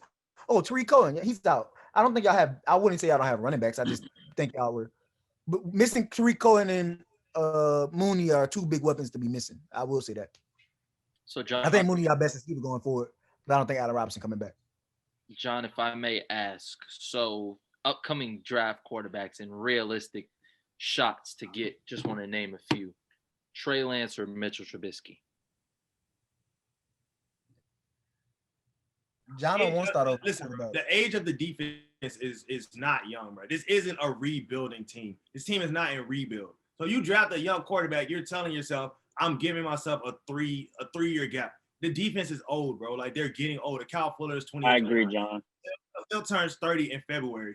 Like, Roquan is getting older. He turns 26 this year. Eddie Jackson turns 27. Like, you have to get a quarterback that puts you in a win now position. We get Trey Lance or whoever you talk about, like those quarterbacks are not going to give us the best chance to go to the playoffs in next year's season. So, but I keep anything better than Trubisky. Why are you like? I think y'all went for the wrong veteran. Nick Foles was the wrong veteran. Now, I ain't gonna lie. If I'm y'all, I call Matt Ryan. I'm calling Matt Ryan. Yeah, you need to go get Matt Ryan on the phone ASAP. Go get somebody like that, Matt Ryan. If they get Matt Ryan, that won't be bad. I could see like that's solid, I guess. You know what I'm saying? I don't think y'all can stay with Trubisky though. Like you said, your defense is getting older. I don't think Trubisky's hit any ceiling, any level to be the answer. He's not the answer. Well, he averaged 30 points over the last 3 weeks, and we made the playoffs. I told you, stop living on this pipe dream. Let that go. I hate to see you hurting like this, brother. Yeah, Trubisky is unhealthy for y'all, John. I do think y'all will move on. I think y'all will, but y'all did bring back y'all GM, y'all did bring back y'all head coach. So the way it's looking, it looked like they're gonna bring back Trubisky too. So I just hate that for you have to sit through another year of Mr. Trubisky, even though the offense need to build an offense around him better. I know you understand what you're saying that, but I feel like it's gonna be the same old. It's still Rodgers' division. Minnesota's gonna come back stronger, and y'all gonna finish third unless Detroit pulls something out the hat. So that's just how I see it. Well, they can finish second if the Vikings don't get better, but I feel like every year the Vikings add something better. They literally and the fact that they didn't make the playoffs means they got a better pick. So they go in corner 9 times out of 10. I would. And if they go get Surtain, spend too much time on this topic. You know, I'm just saying, if they go get a 5 corner to put on the side of Jeff Gladney. John, closing remarks. I have no closing remarks, bro. We just gotta wait till next year. This is effing ridiculous. I got you, bud. And the last game of Super Wild Card weekend. 12-4 2 years ago. The first year Trubisky get drafted, he has John Fox, bro. A terrible coach. John Fox, bro. Defensive minded. Like, then the next year he starts, finally goes 12-4, makes the playoffs. Last year he has a shoulder injury, misses a few games, still trying to play because people talking about him, but he has a shoulder injury.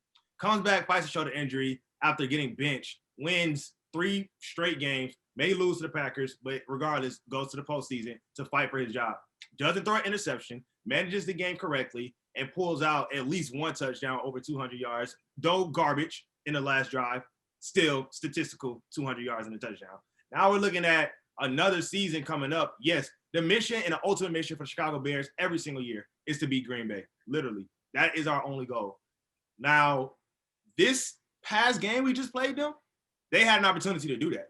It came completely down to the fourth quarter where Mooney was hurt, Roquan was hurt, don't have Tariq, and most of the players that are going to help you win are just not there. So you get a healthy team next season.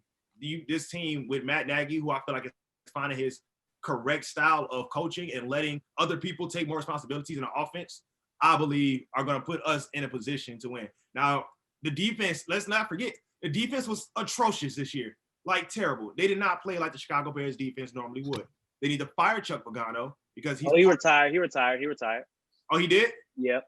Shout out to Chuck, man. Well, that so getting a defensive coordinator and having someone with the experience that it has a proven track record of results is going to help us become a better team. And I'll see us in the postseason again, literally. Talk that talk, man. Let them know. No, bro. If y'all have quarterback here, I don't see y'all going to the postseason. So, and the last game. Who you talking about? You talking about us. And the last game of Super Wild Card weekend was the most unexpected as the Cleveland Browns vanquish. Wait, you can't jump on the Cleveland Browns Steelers because the Saints did play in that game. Bro, we're gonna talk about them. The Saints have only lost 1 game without any quarterback not named Drew Brees. I just want to put it out there. One game. The Eagles, in which Sean Payton seemed to be point shaving. So the only time we've lost without Drew Brees in the last 2 years is 1 time. And he's missed 9 games? What game have you been watching? Drew Brees has lost 2 games this season. Huh? Drew Brees has lost 2 games this season. What are you talking about? I said without Drew Brees. He said y'all won't have a quarterback next year. So y'all. Oh, my bad. I don't know what I was saying. I know was that on Pittsburgh and Cleveland. Teddy Bridgewater went 5-0. Did Teddy win 5 games with Temple? I mean, with wherever the hell he at? Carolina? I think they won 5 or 6, one of those. Okay, and then we had Taysom Hill, who's not really even a quarterback, if you let others tell it, and he only lost 1 game in 4 starts. Jameis y'all trust, because Jameis going to be y'all starting quarterback next year. The Cleveland Browns vanquished the Pittsburgh Steelers. So what do you guys take away from that? Is the quarterback broken? Yeah, I know Demond. for sure, bro. Quarterback. Man, Kareem Hunt, revenge game, man. Redemption. They play the Chiefs this week, and We're not there yet, though. But I just gotta say, he looked like Kareem Hunt from Kansas City a couple years ago. So him returning and him already feeling like he should have been a part of that Super Bowl team is very scary. Nick Chubb is very scary, and I said it after the Monday Night Football loss against against the Ravens for Baker. That was gonna make him a better quarterback, and we're not seeing those mistakes. I mean, T.J. Watt, Minkah Fitzpatrick, Cam Hayward were still on the field for the Steelers, and you couldn't tell. Baker and the boys just went and did what they wanted to do. And I got to give hats off to Jarvis, man. He looked like a real number one. Like, all things given, the Steelers did have a backup linebacker guarding him in the slot continuously inside, but the Browns did what they were supposed to do and take advantage of that. Without Stefanski there on the sideline, in their first playoff game for Baker and a bunch of these guys, I was very impressed. For the Steelers, they deserve it. They deserve it for all the dancing, for all the crazy tweets and everything like that. Browns are the Browns. It just sucks for Mike Tomlin because I know that him coming into this week, he does what he needs to do to make sure his guys are ready to go. They just didn't look that way. Ben didn't look good. He had the most completions and attempts ever in a game, 68 attempts, 47 completions, 400 yards, 4 touchdowns, 4 interceptions. I mean, what is Mike Tomlin supposed to do about that? So the Steelers have a lot to look out for, man. Juju's a free agent, and I don't know, man, but I feel for Mike Tomlin, they can't get over the hump. And I was told that Le'Veon Bell and Antonio Brown, I was told that they were the problem, but they both are playing divisional weekend, and Mike Tomlin's Steelers are not. So something's got to give. I don't know if it's a new quarterback situation. I really don't know what can you fix? Because the Ravens are only going to get better. The Browns are going to get better. You're about to lose your franchise quarterback. You can only pray for health, man. Hope nobody get hurt, bro. I think they had their Bud Dupree, and I forgot the other man it was missing. But if they had Devin Bush, I think they would have been. The defense would have been ready to play. Yes. But their offense, I don't know. No run game, no quarterback. You have good receivers, but something has to change. I love James Conner and his story, but to me, he's not a number one running back in the league. He is very good as a spellback, and he can get you the necessary yards, but is that every down guy? I don't know if he's it, as I alluded to earlier for my Seahawks. I don't know where Najee Harris and Travis Etienne end up, but I believe they are number one running backs at the next level, and I would like to see one of them in that situation with the Steelers to take a lot of pressure off Ben or whoever may be the quarterback next year. But they got something they need to do offensively, and I believe it may start with a new running back. Gotcha. Any other takeaways from this Steelers-Browns matchup? Anybody? Jalen? Kids watching at home, don't do what Juju did. Don't. Browns are the Browns. They need to have more humility, dog. Like, I agree. Respect your opponent at all times. Just learn how to lose with class. Chase Claypool. Then would you see what Claypool said? Oh yeah, that was. I don't care about the loser dancing. mentality. Dancing doesn't bother me. Loser mentality. A lot of people dance after the game, and some people dance before the game. But dance before the game on somebody's logo, when people really take it, they take pride in their team. Some people don't, but some people do. That's when it started getting disrespectful. I didn't have a problem with the TikToks, and then like the tweets, like "What's losing? Never heard of it." Like it's funny when did you see what he said after like the day after the game? No, literally, he was like, "They're gonna get smacked by the Chiefs anyway." So everything's gonna be cool. I was like, "The hell?" But they said that was just a soundbite though. That in that video, he was actually watching film, and he say, "I messed up on this play," or so didn't do this, or somebody did this. So he took accountability. But no, but even if it's out of context, like you said, they're gonna lose next week. Like they've been talking all. Odell said, "Don't be surprised when them boys win." He did come back, and I thought that was funny. Why Odell didn't say we, but we'll get to that. Hey, Demond, read them tweets. Read them tweets. Let him know he gone. He said, "Don't be surprised when them boys win." I guess he didn't want to say we because he feel like he ain't a part of it. Yeah, I feel that too, bro. Yeah, like I feel like that's another mental thing. Like when you get hurt, you feel like you're not helping, so you kind of look at it like it's them, it's not me, and that's a mental aspect of just being hurt, I think. But two things, or one thing on Odell before I get back to the Claypool point. But I just feel like it's best situation for both sides if they decide to move Odell. But I would like to see them put him somewhere that he would like to be. A team that understands his talent and that he is a number one, and he did handle the Cleveland going to Cleveland mature and with class. So I do agree with that. So I would like to see that. But for Claypool, they came back today and he was like, I was a little salty when I said that. I still think that they'll lose, but I would have liked to see them win with more class. Yeah, sure. Too. I say class. What did y'all do all yeah, like so that losing mentality, boy. Yeah, man. Claypool's a nice talent, but none of that matters when you got 11 guys pissed off. You're gonna get hit, you're gonna get embarrassed, and that's what happened. Did it without their head coach too. Like nasty. All right, it's time to get into it, man. We prolonged this long enough. Our NFL divisional round predictions. We start. Demond, what you got? Real quick, because I gotta run real quick. I just want to give you my predictions. In the NFC, I will be taking the Green Bay Packers over the Rams. I believe the Packers just have too much talent. I alluded to it on Every Yards Matters today. They don't have to do anything like that they don't want to. They don't have to force the ball to Adams.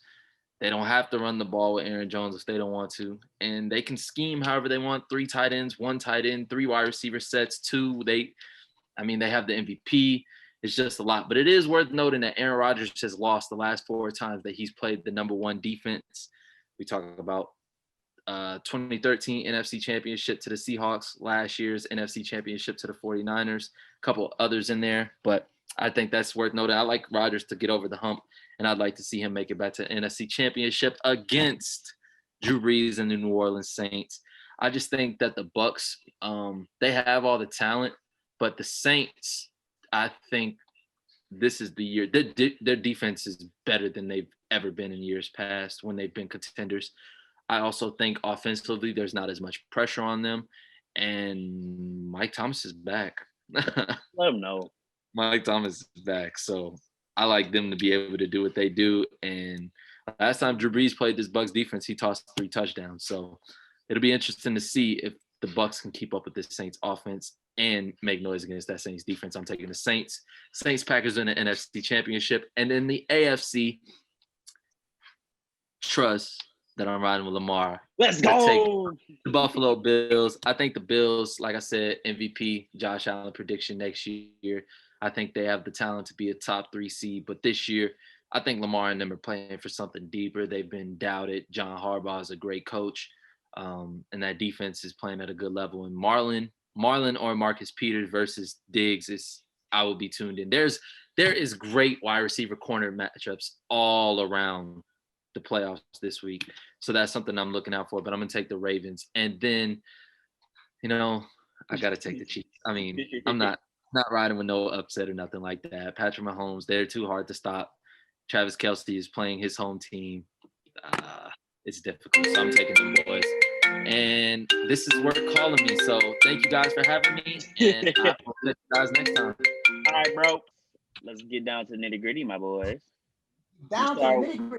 We start with the Rams the Rams will travel to Green Bay, as in the Green Bay Packers.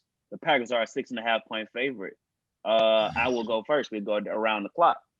I have Green Bay winning this game. I think the Rams defense will give Rodgers and his team some fits. I just think only way the Rams would be able to capitalize off of those fits if they had a capable quarterback. And with Goff still nursing that thumb injury, I don't think they will be able to compete with them.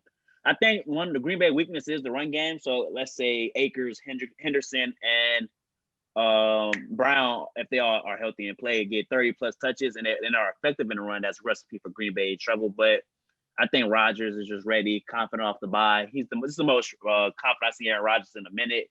I love when he goes on a Pat McAfee show and just hang on there and just chill and hang out. So he's so confident, calm, and collective. So I got Green Bay. I think 6.5 points. Do they cover? I don't think they cover, but I do think they'll win this game. Jalen, what say you? Man, Green Bay by 100. All right, not by 100. That's just but definitely Green Bay, man. Like, you understand the MVP, Rodgers, the elite one. Discount double check. He's gonna go crazy, bro. Nobody can stop this man, bro. Like, whatever you throw at him, he has an answer for it. So I expect for them to beat the brakes off of the Rams. I'm calling it 31-13. I could see that. It could be nasty. It could be nasty. It could be nasty. It's gonna get real disgusting, nasty, funky, all of that. John, Rams or Packers?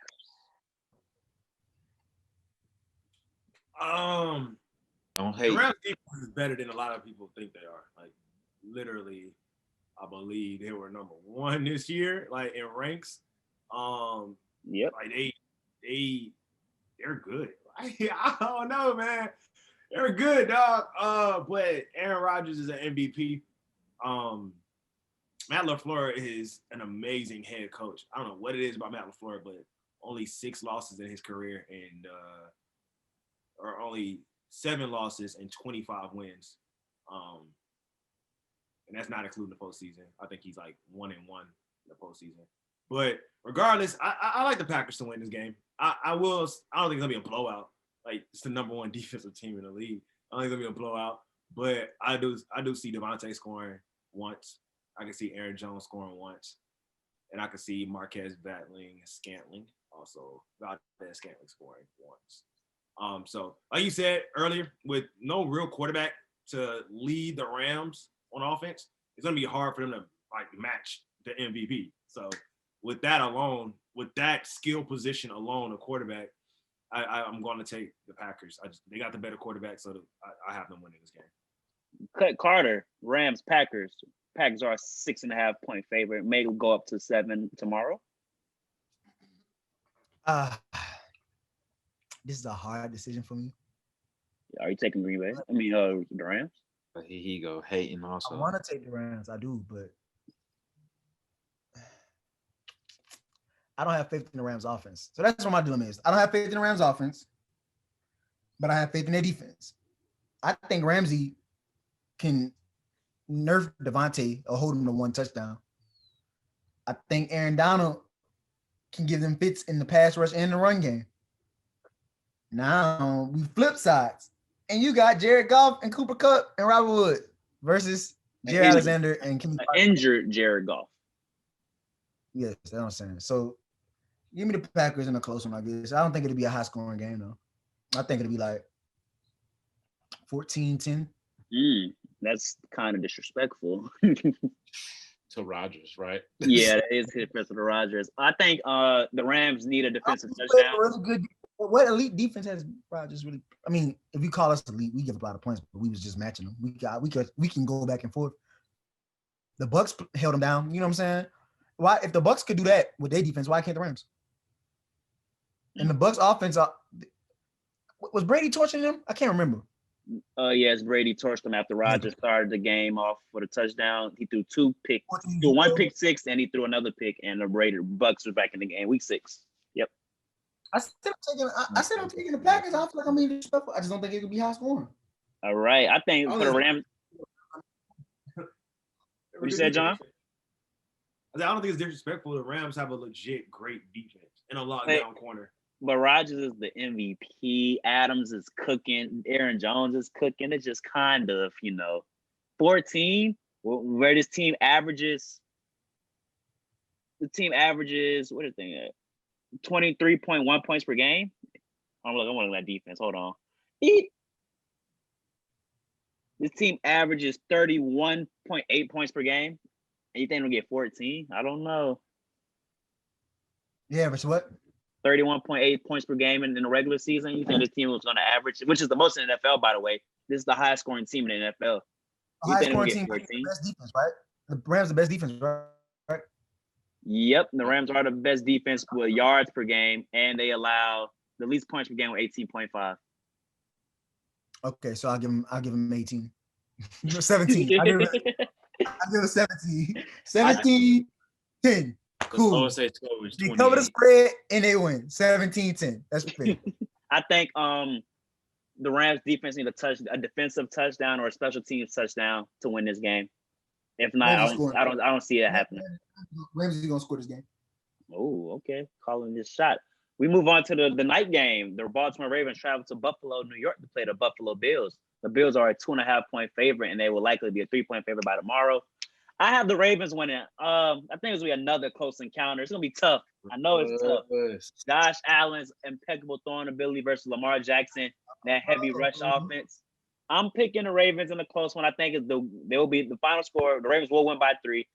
I just think the Bills saw problems last week dealing with the run with Jonathan Taylor, and they're going against the number 1 rushing offense in the NFL, Lamar Jackson, a confident Lamar Jackson. And I know that the Bills, the offense is prolific. It's lethal with Josh Allen, Stephon Diggs, Cole Beasley.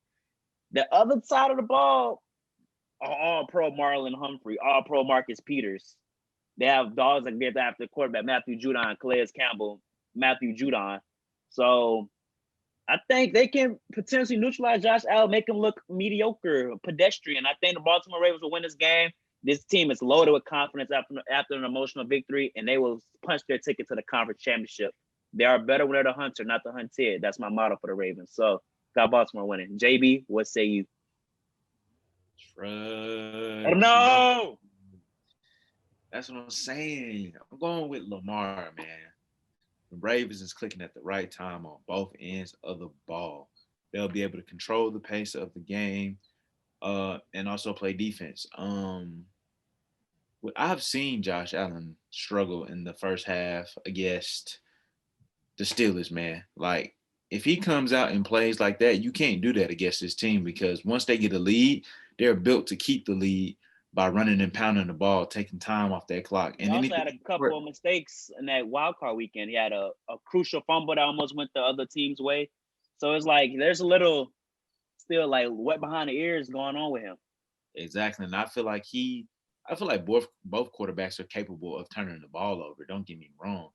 But you got to think about it. Which team is more equipped? The Buffalo Bills can't run the ball. So therefore, if they get a lead, you still have opportunities to come back and put points on the board. With the Ravens having a lead, you have to really get them off the field. And anything fourth and 4 and below, they going for it. Well, I'll say 4th and 3. 4th and 3 and below, they going for it. And they probably gonna get it. Because Lamar is just that dynamic. He's that special. Y'all all know how I feel about Lamar. I feel like he's an elite talent in the league. So I'm going to go with them boys, and I'm going to predict the score to be 18-24. I got you. Another close game. Mr. Johnny Mars, Baltimore Ravens, Buffalo Bills. Who are you taking? Yeah, I told y'all, man. 6 straight wins for this Baltimore Ravens team. They are hot. And Lamar Jackson, I'm looking at him. I made a vision board a couple of weeks ago. I put him on my vision board. I'm looking at Lamar, man. Bruh, he's a leader. I don't know if y'all caught his post-game interview after the Tennessee Titans victory, but what he was saying to the reporters, like the way he spoke, how he spoke, the maturity he spoke in, and making it more just about the team than himself and making it bigger than football. Like, I just feel like he's look, bro. I'm not picking a black quarterback, bro. Let him know. Bro. Come on now. Of course, I want to see a black quarterback in the Super Bowl again, and I want to see a black Super Bowl win. I want to see a black quarterback win the Super Bowl. Are there any black quarterbacks that have won? Mahomes won last year. Man, You know Mahomes. Somebody like black, like Florida Kodak Black winning the Super Bowl, hoisting that I jump. feel you. I get what you're saying. Kodak Black. Shout out to Patrick Mahomes. Definitely, no discrimination against any of my fellow melanin brothers, but I need somebody that's from where I'm from that know how, that had to grind to get there. I mean, how cool would it be to see Lamar Jackson coming from a place where we come from, winning a Super Bowl as a quarterback, leading that organization? I think it would be spectacular. So I got them winning this week versus the Bills. The run game will dominate, and he'll get his redemption against Kansas City next week, a matchup they lost very, very early on in the season this year. So I'm looking forward to that. We knew this. We knew this. Everybody knew that. Everybody said it was going to be the Chiefs. It was going to be the Ravens. And so much how I was on the Lakers and the Clippers to make the Western Conference in the NBA last year, it's on the Chiefs and the Ravens to make the AFC Championship and give the NFL fans what we want to see. Two dynamic quarterbacks going at it. Carter, you may be the only one in the minority here that may be picking the Buffalo. Is that true? Ooh, I know people like talk about the black quarterback. I love it. But the Bills got a lot of black people that I like too, like Stephon Diggs, who I don't like Stephon Diggs. Minneapolis Miracle. That was the anniversary yesterday. I've grown to like him. He left Minnesota. I can like him now. I like him. I like his game. He was always good. It's just when it happens to you, and nothing hurt worse than when it happened to you. And then my fellow LSU guy, the Ravens don't have but one LSU guy, which is Patrick Queen. I rock with him, but Trey White is one of my favorite LSU players of all time. DBU. I like to see him make it to play the Chiefs and lose, because I feel like no matter who wins this game, they're gonna lose to the Chiefs. So give me the Bills by 3. And I think the Bills defense is made to stop the running that the Ravens like to do. So you try to beat them by throwing. How so? Why do you say that? I said, how so? Why do you say that? Bills have the speed there. They have Edmonds. They have Micah Hyde, Jordan Poyer. Those safeties that can come down and make the tackle. And then you have Trey White, who, when y'all finally decide to start throwing it, if y'all go down and y'all have to throw, you're not throwing. Whatever side he on is clamped. So, I mean, Josh Norman might give up one, but Trey White not giving up none. And if Levi Wallace getting the game, it's just a lot of different things they could do. So they forcing you to one side of the field. And if you look at, and I'm not going to act like the Ravens about to get smacked. That's why I say I think it's going to be a close game. I think they win by 3 max. If you look at the other side where Diggs going to have the Marlon Humphrey treatment, and Marlon Humphrey used to play with Stephon Diggs. That's going to be a great matchup. Marlon Humphrey is Stephon Diggs' little brother, Trevon Diggs. So I'm sure they know each other. I'm sure they probably worked out together. I'm sure they got some matchups in. That's going to be elite TV. That's elite on elite. And I think when we go to the other side, and it's Marcus Peters who can clamp, I think Gabriel Davis can win some of those battles. Unless Josh Allen make a bad ball. Marcus Peters thrives out bad. Like, if you make a bad play, he got you. I think Gabriel Davis could eat. I think Cole Beasley could eat out the slot when Marlon Humphrey has to move outside or follow Diggs. Because if they keep him in the slot and you put somebody else on him, it's BBQ. So you got Buffalo. But I hope it's a good game. And if the Ravens win, I don't mind being wrong about this one. I can live with this one. I got you. We move on to the Sunday slate of games. The Cleveland Browns, after a shocking victory over the Pittsburgh Steelers, travel to Kansas City to play the Kansas City Chiefs, and the Chiefs are a 10-point favorite. There's no love for Cleveland again. I don't think the Chiefs will win by 10 points. I do think they'll win this game. I haven't seen it this year or even last year. This Chiefs team like switched to another gear where we're better than you, and we were just chilling the whole regular season. I haven't seen that gear. You seen it last year. They let the Texans win up 24 points on them. Then they switched that gear and blew them out. Then they were another double-digit lead against the Titans in the conference championship, switched that gear, and they won that game. Same in the Super Bowl, another 10-point lead, and they defeated the San Francisco 49ers, and they won the Super Bowl. I don't think they'll cover the spread. I think it will be below 10. I think the Chiefs will win this game. Patrick Mahomes just going to be able to just throw all over them, I feel. I know Denzel Ward is activated from the COVID list. I just feel this Chiefs team I think it'll be close in the first half, but I think it's second half, Mahomes, that's when I think they're the most scoring third quarter team in NFL, I believe. I just feel they'll just come out and do that again. The key for the Cleveland Browns, though, to win this game, control time of possession and feed Kareem Hunt and Nick Chubb. If those dogs are going to unleash and go crazy like they did against last week against Pittsburgh, Cleveland has a great chance to win this game. But if not, if Chris Jones and Frank Clark are able to handle the run, I don't see Cleveland winning this game. I don't think Baker can go in the shootout with Patrick Mahomes. Jalen, what say you? I got the Chiefs by 21. Coming off of the first, coming off that bye, man, Patrick Mahomes is the best quarterback in the league. Maybe the GOAT by the time his career is over with. I think they go and they take care of business. It won't be a contest like people think. I mean, the Pittsburgh Steelers and Kansas City Chiefs is night and day. Like, they're clicking on both sides of the ball. Yeah, I got them boys by at least three possessions. John? It's a lot, bro. 21 points. I see it. I can see it getting like that. You know, like that's Tyreek, DeMarcus, Carlos Edwards-Helaire, and just not Carlos, whatever boy name is. They just have so many fast receivers, playmakers that you can see them scoring a touchdown in 30 seconds several times throughout this game. But like you said, it is going to come down to the obvious facts of controlling the time and making sure that they stay ahead of the sticks and stay ahead with the lead. If the Browns can't, I mean, it's not impossible for the Browns to win this game. The keys for them to win are to get Chubbs and get Kareem going. And if they're able to rush for a collective 200-something yards, it's going to be hard. It's going to be hard to see the Chiefs winning. And I mean, bro, we've seen – it's hard to go back to the Super Bowl. Like, it's hard to go back-to-back. And even from a mental standpoint, you could be good, but just the mental, like, you're like, dang, we just went last year. Like, now we're in a position to go again. And it won't be a surprise to see a bye team lose. Is that what happened with the Patriots last year, where the Titans or the Ravens? I think the Ravens. Ravens.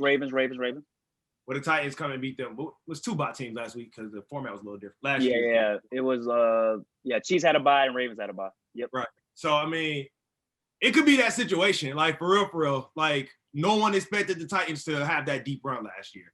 And the Browns, no one really expected them to beat the Steelers, especially with obviously what happened and not having their play caller, not having several linemen. I'm taking the Chiefs. But I'm saying though, underdog like, story. I got you. Yeah, like the Browns, man. Like if they win, it'll be because they, like you said, they held the ball, they ran, they stayed ahead of the sticks, and they were able to just manage the game in a way that pulled out a victory. So, good luck to Patrick Mahomes. I don't think it'll happen, but I won't be surprised if it do. It would be a great story though if the Cleveland Browns were to be able to pull off this upset. Cut Carter. Jalen got the Chiefs winning by 21. I have them below 10. The spread is 10. What you got? Chiefs by 14. I think the only way the Browns – 14. The only way I think the Browns can win this game is if they run the ball effectively. And when the Chiefs played Derrick Henry last year and they locked him up, I think this is going to be that same story. I don't think throwing the ball on the Chiefs this year Baker – I don't think the ball in Baker's hands will be enough to stop these Chiefs. They had a week off, and I don't think you want to see a fresh Patrick Mahomes playing at home. Never played in a road game in his playoff career. Crazy. That defense about to be humming. Tyrann gonna be on their heads. They gonna be humming this week. Kansas City at home is just they're damn near unstoppable. Honestly. Yeah, they're gonna be humming this week. They're gonna be in rare form. So and they allowing fans. I'm sure the capacity of like 50 now. No chop.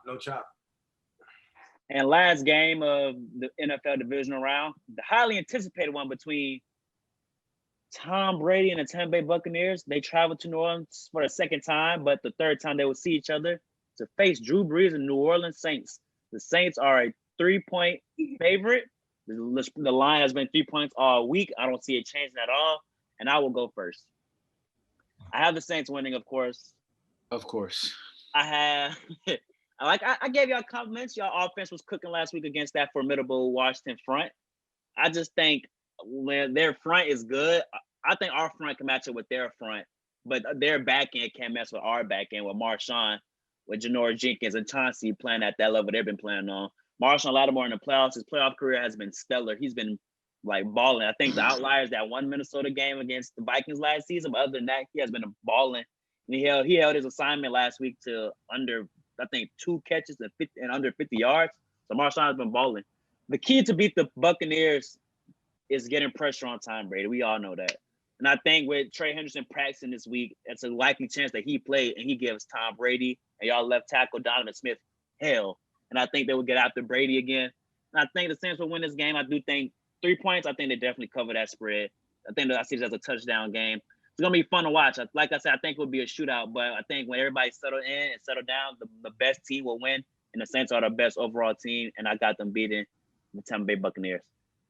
Jalen, let me tell you why you're wrong. So, number one, when Hendrickson or whatever his name is, all right, I know his name. When TJ come back, we're going to have some for that. We're going to have some help for Donovan Smith because, yes, he does blow Donovan Smith up. I will give you that. Now, you mentioned Marshawn Lattimore, Malcolm Jenkins. We know Mike Evans and Marshawn matchup. Please don't go down this route again, JB. Look, listen. You act like he ain't gave that boy almost $150 before.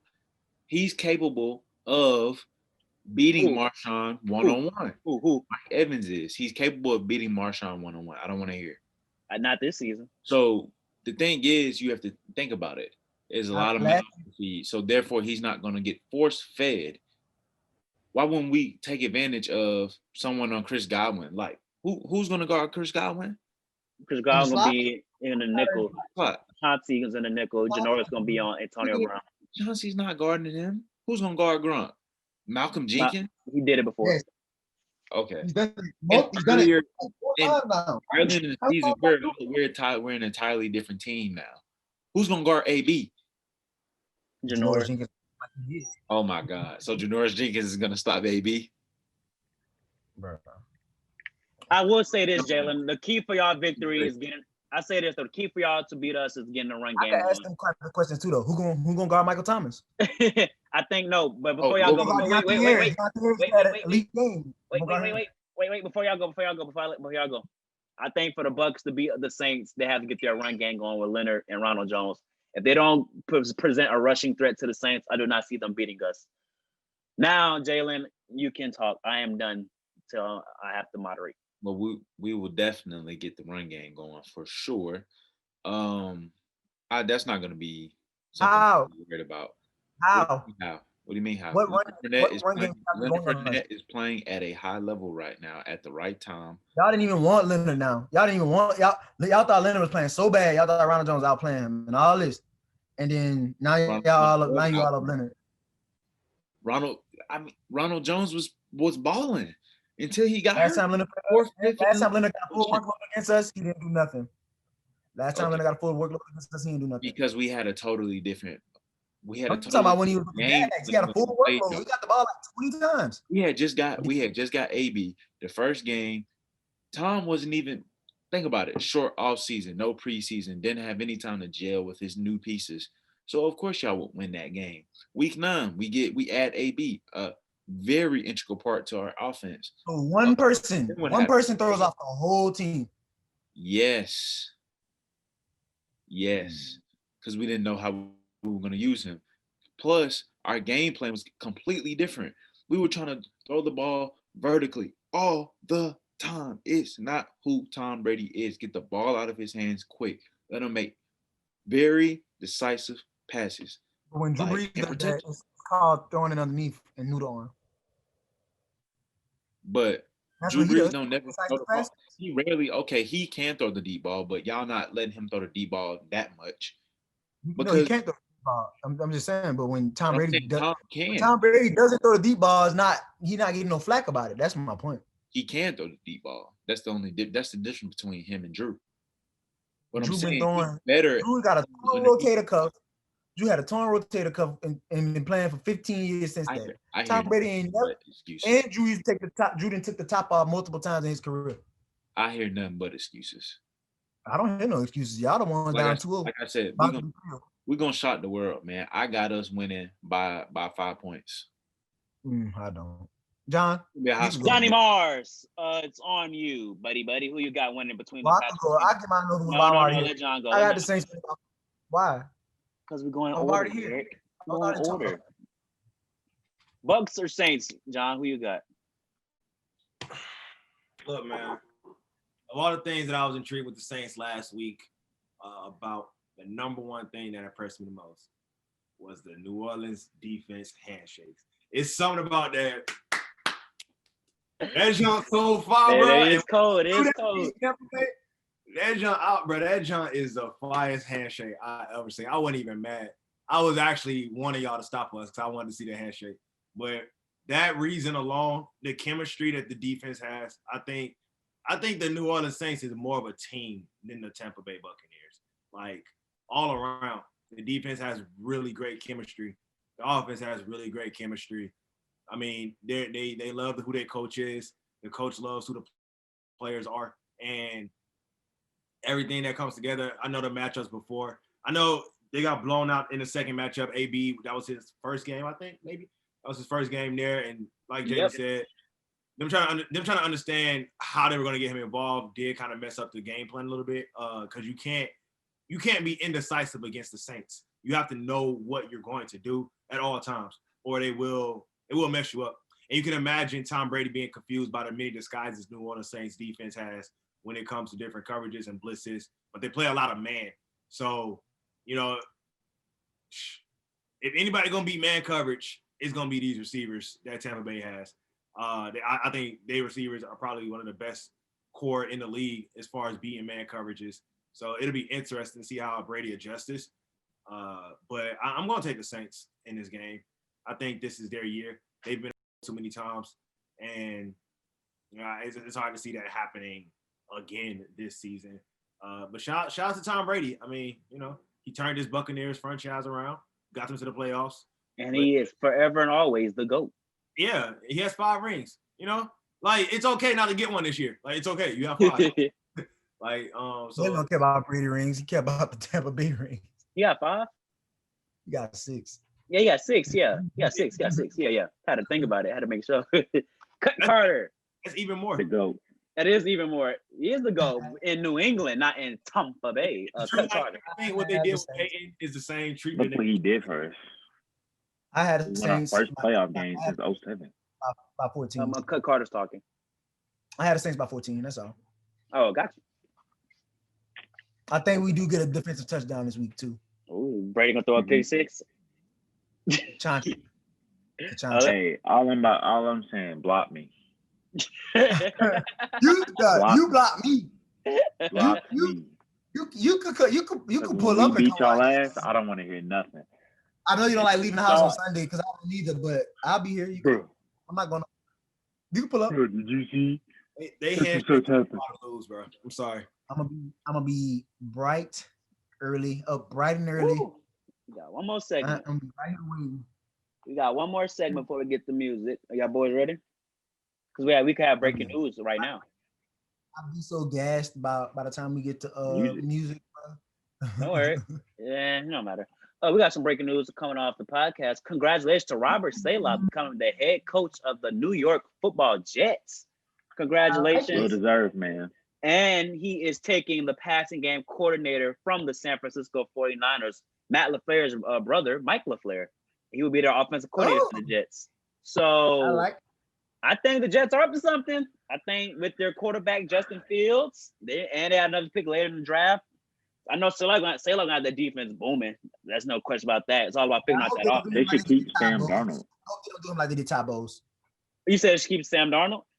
Yes. I think, and Sam Darnold's not a bad quarterback at all. Yeah, and if they do go to Sam Darnold route, I think you trade that pick back, and get more draft capital, or you take Sewell from Oregon. I think clear cut is they need to get him O-line. Get Darnold a real weapon. Yes, Like, I think they could do because they got a bunch of I cap think they space. trade back. If they trade back, they could go for a receiver. But they If already they- have another pick in the first round too. They could use that on a Right. receiver. Yeah, they could use a late one for a receiver. So Yeah. getting well wouldn't be bad to put him on the opposite side of Mekhi Becton, who they drafted last year. They tackled from last year. Yep. I think it's all about if the general manager and the head coach and OC love Sam Darnold. Because if you like his game, you keep him, and you think if he's not the problem, which is a bad situation, you build around him. It was Adam Gase was terrible. Any coach QB killer. better than Adam Gase, bro. I agree. Yes. Like So terrible. you literally see him literally mess up like 3 franchises. No cap. It was getting a job. I was so confused. White privilege. Another head coaching announcement that was announced today: Urban Meyer to the Jacksonville Jaguars. I think this move will, in the AFC North, AFC South. I mean, I think they could compete for it, depending because I believe they're getting Trevor Lawrence, and I think Urban Meyer is so respected around the football world, college and pros. I think he knows the upcoming college classes coming up because he's been recruiting for Ohio State for so long. As well as he has a command and respect in the NFL. OSU players love him. Michael Thomas was tweeting about Urban Meyer getting the job. So I think it'll be fun to watch Urban Meyer. Them as well as the Jets have draft capital, 2 first-round picks. And I think if they just build around Trevor Lawrence, because I think James Robinson is an offensive threat. DJ Chark is definitely an offensive threat. Get Trevor Lawrence an O-line and a consistent defense to go along with that. That can spell trouble for the AFC. And the AFC is going to have a great crop of young quarterbacks. Josh Allen, Patrick Mahomes, Baker Mayfield, Lamar Jackson, Trevor Lawrence, Justin Fields, Justin Herbert. It's like the AFC quarterback is talent so young and youthful, while the NFC is just a bunch of people that's over 30. Rodgers, Breeze, Brady. It's like there's a lot of age and wisdom in the NFC, while the AFC is just young talent that's developing and going to take over the league soon. So it's gonna be definitely fun to watch. Congratulations, Urban Meyer, on getting that job. I'll rock with it. You guys' thoughts? My bad. That's interesting. I'm looking around the NFC, and I'm just like, there really are the youngest quarterback there was got cut. And that's Dwayne Haskins. Like, so that's kind of crazy. Like, Kyler Murray. Well, I don't know. Oh but AFC has like a majority. Yeah. But they got some couple of Dak, Carson, Jalen Hurts. They got some young. Young for real like that no more. I mean, yeah, he's in. But that's interesting. As far as the head coaches go, like, I think Seattle gonna have a chance to actually make the postseason. I mean, that division it's probably just the Bills again next year. The offense is gonna come back and try to reload. Well, the locker room isn't sold on Tua, so of course. Work on within itself. And then we don't know what Bill Belichick's going to do with the Patriots. Like, they could also have a great year next year, like randomly. But I do think because they extended the postseason to 7 seeds, the Jets and the Jaguars are rightful to say that they can potentially make the postseason. It does depend on how well they draft.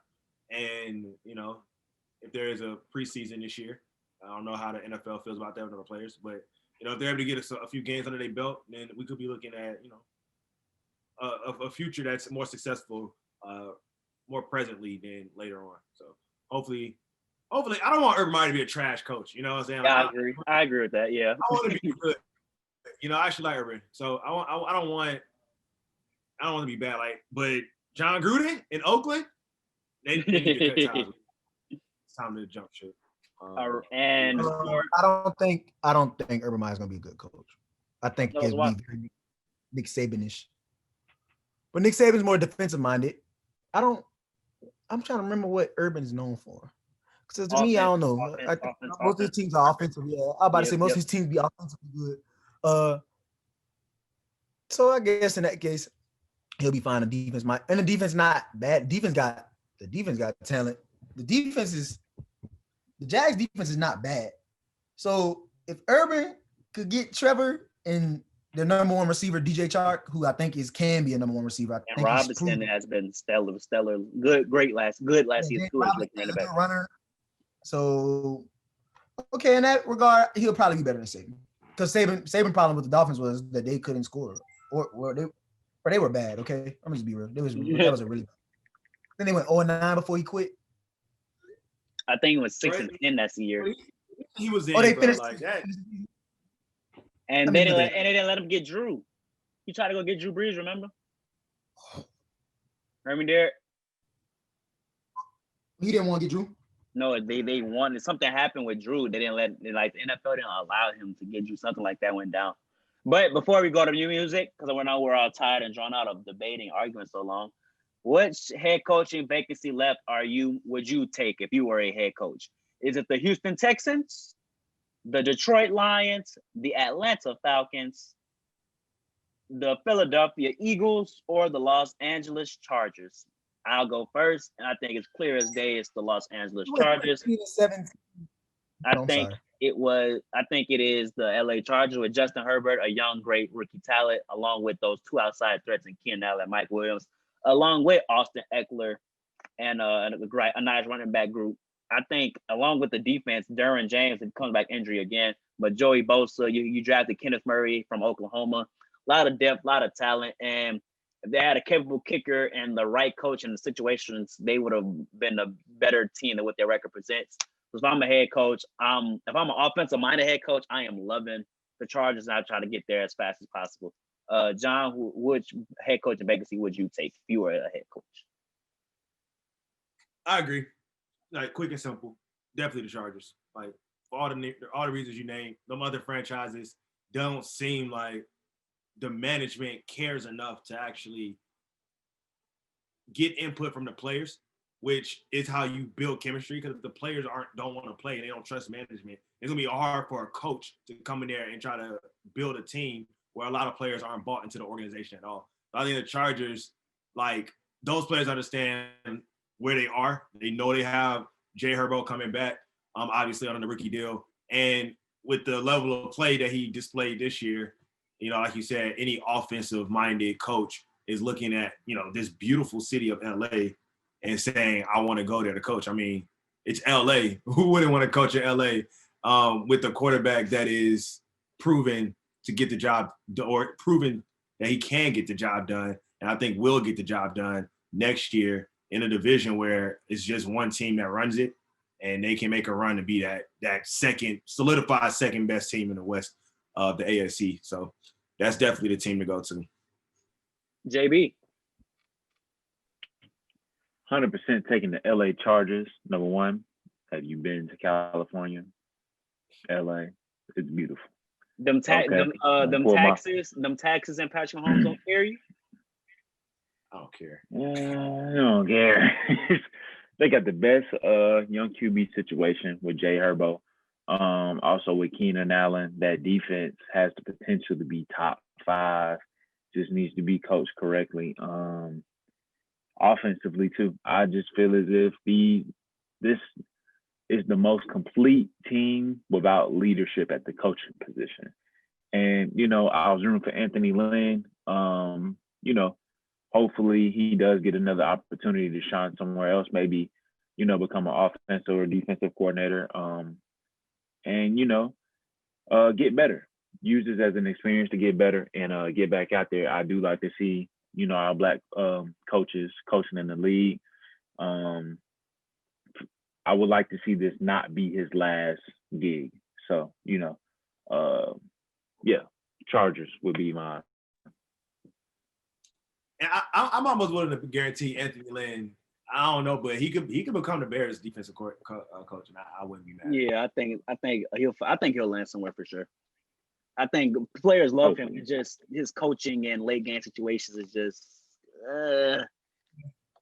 Cut Carter, which head coaching vacancy would you take? Why nobody's showing the Texans no love? Maybe you go in there, you say, Deshaun, I got your back. Bad owner.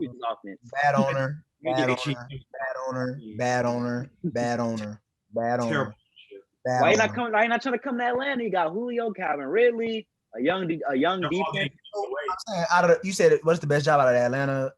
Detroit. Out of Eagles, Lions, Falcons, Chargers, and the Texans. Houston.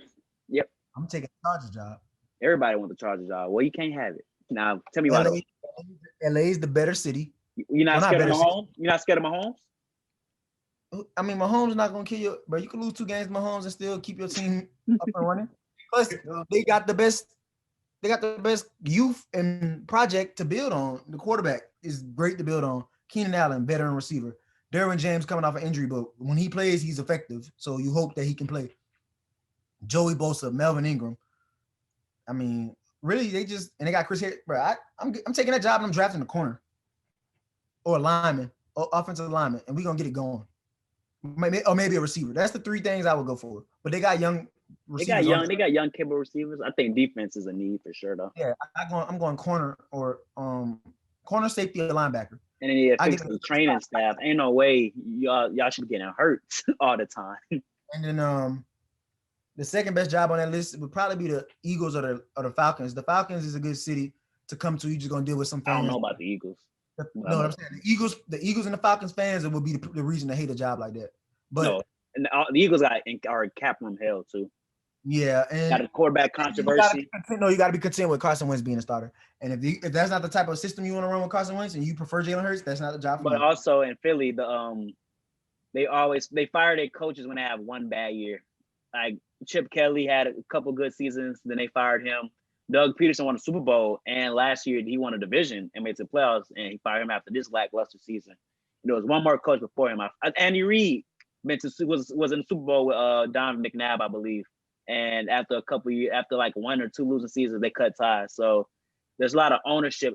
Like they want you to win now in Philly. There's a lot of ownership trust issues going on. So I wouldn't know about Philly. I think I will say this about Atlanta though.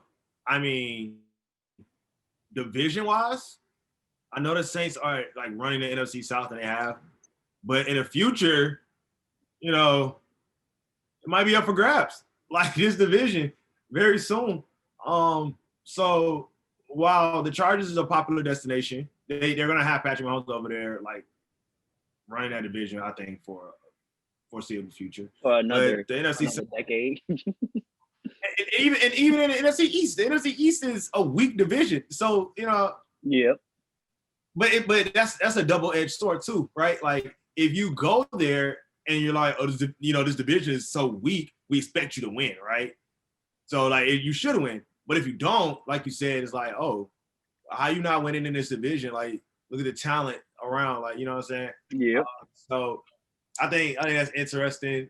Philadelphia is a tricky situation because of how owners have been known to treat not just the coaches but players as well. I think the second most popular destination is Atlanta for the reasons Derek said. Like, it's a really nice city here. It's a nice culture. It's a really nice fan base as well. So, you know. Gotcha. And Carter, I am finished. Where's Certified Lover Boy though? Bro, I don't know. He need to drop that mode though. All right. Last week, what did we get last week? Oh, we got You Somebody by Division. I like that song. Sample Sex on Fire and You Somebody by Kings of Leon. It's a vibe. Their album actually is dropping tomorrow. King of Leon? Kings of Leon got an album about to drop too. Amuse, it's called Amuse in Her Feelings. It's like a play on their last album. So the last album was Amuse in Her Feelings. Amuse and this was like in Her Feelings, right? Yeah, that's the first one. And this one's called like Amuse in Her something too. Like it plays on it. I'm about to look it up because I don't want to say it wrong. It's called Amusing. See, okay, so it's a deluxe. So it was Amusing Her Feelings, and this one is called Amusing, like a play on words, Amusing Her Feelings. So, and it's deluxe EP. It's a deluxe EP. Coming out Friday, January 15th. And then we have, I think, we're supposed to drop something tonight. Him in Juice WRLD. Yep. So I found it. We're getting Lil Durk's The Voice Deluxe, possibly. Wait, before you go. Do you think that Drake song will be on there? Yes. Okay. And this is when he goes global. Yes, he's about to be. He's a superstar now. Gotcha. He's about to be everything everything I thought he could be when he first dropped. Division, amusing her feelings. We're getting Fredo Bang, still most hated. Uno the Activist Universe. Singles, Juice WRLD and Young Thug, Bad Boy. Funk Flex and Fivio Foreign, Game Time. Ariana Grande feature Meg Thee Stallion and Doja Cat, 34 plus 35. If you know what that spell, if you know what that adds up to. Rich the Kid No, tell split. me. What's 34 plus 35, Jalen? Come on, count on your fingers. I'd rather you just say it. Ariana Grande and Meg Thee Stallion, Doja Cat, 34 plus 35. That's the name of the song. I'm not saying what it adds Ain't up that to. a remix? Ain't that a remix? It's the remix. It is the remix, baby. Yeah, it's the remix.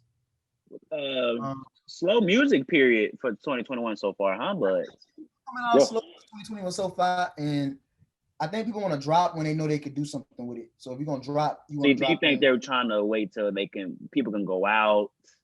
They won't get November because they think, and then if we don't know what Biden gonna do, he might shut the country down.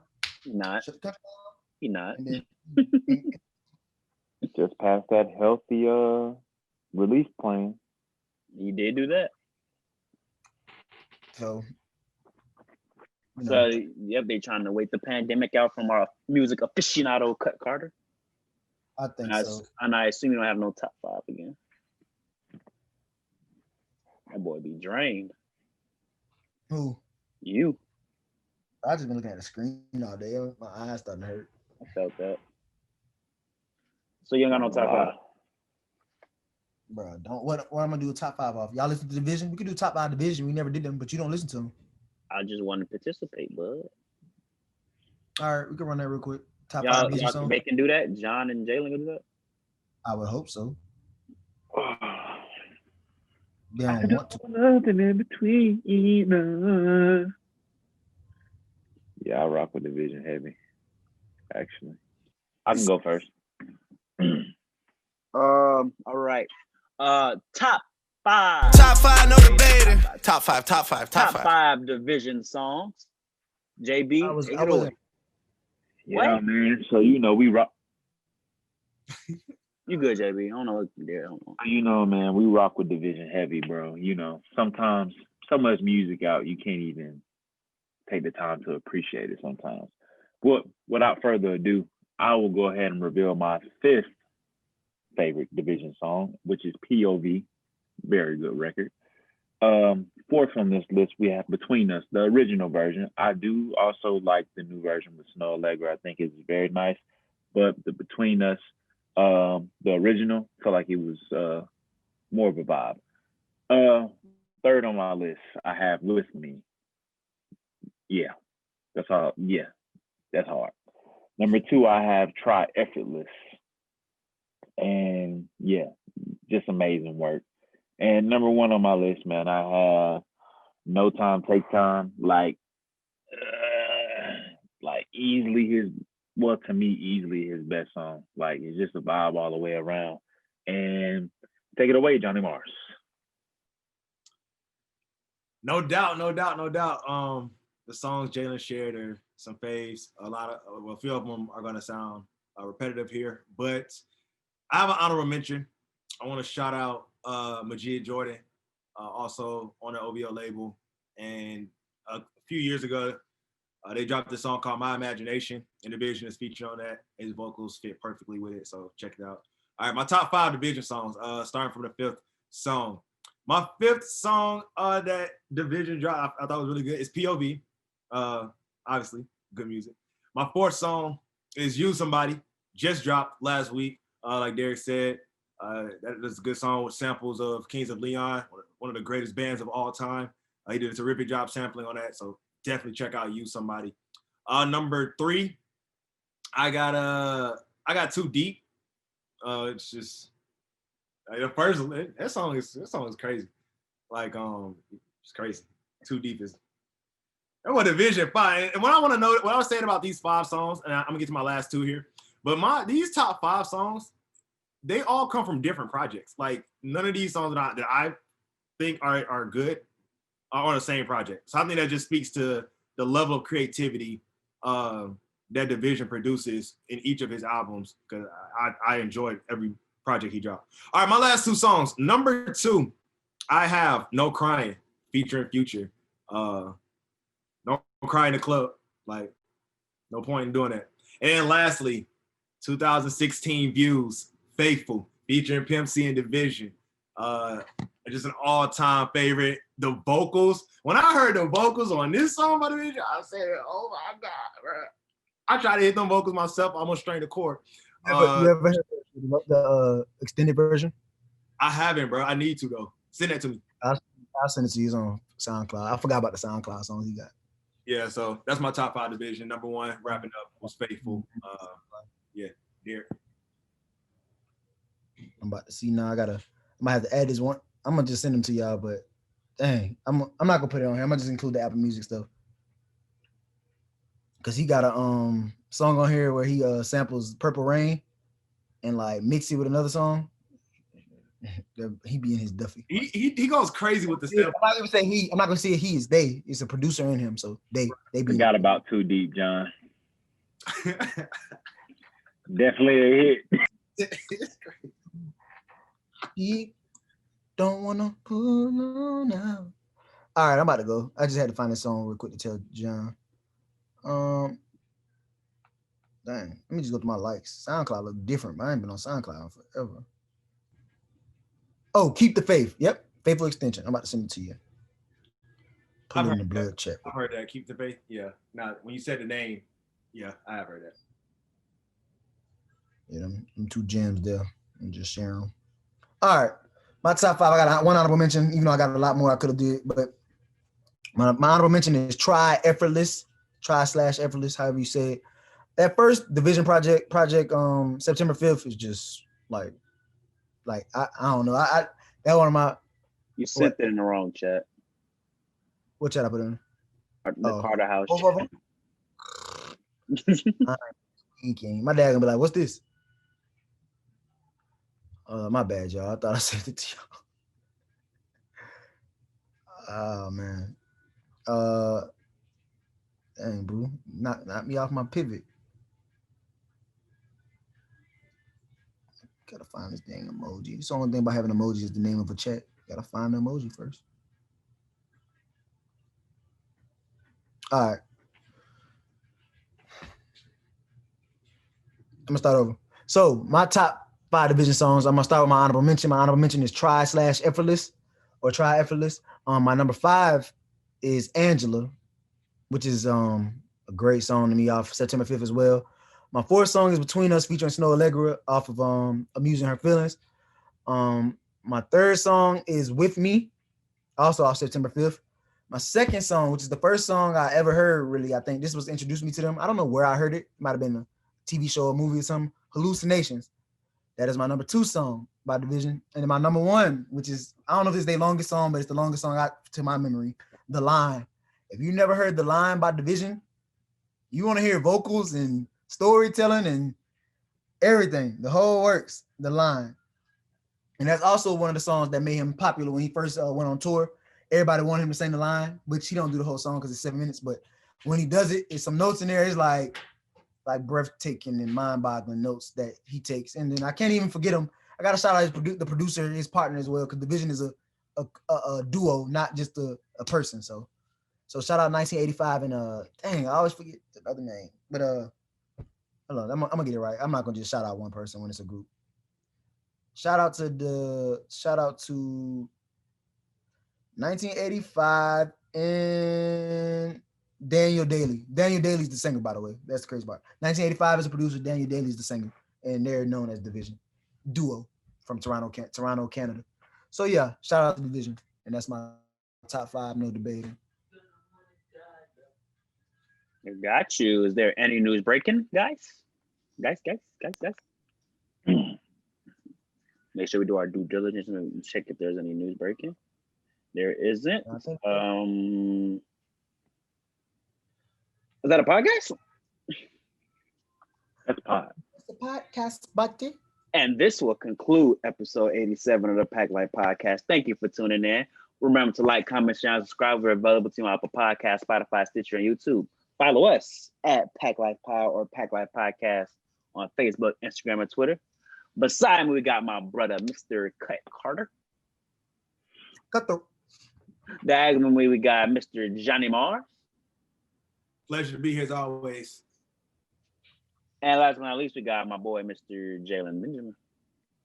Yes, sir. Make sure y'all visit pacbrand.net. Go grab you some gear today, tomorrow, Saturday, Sunday, autumn days. Yep.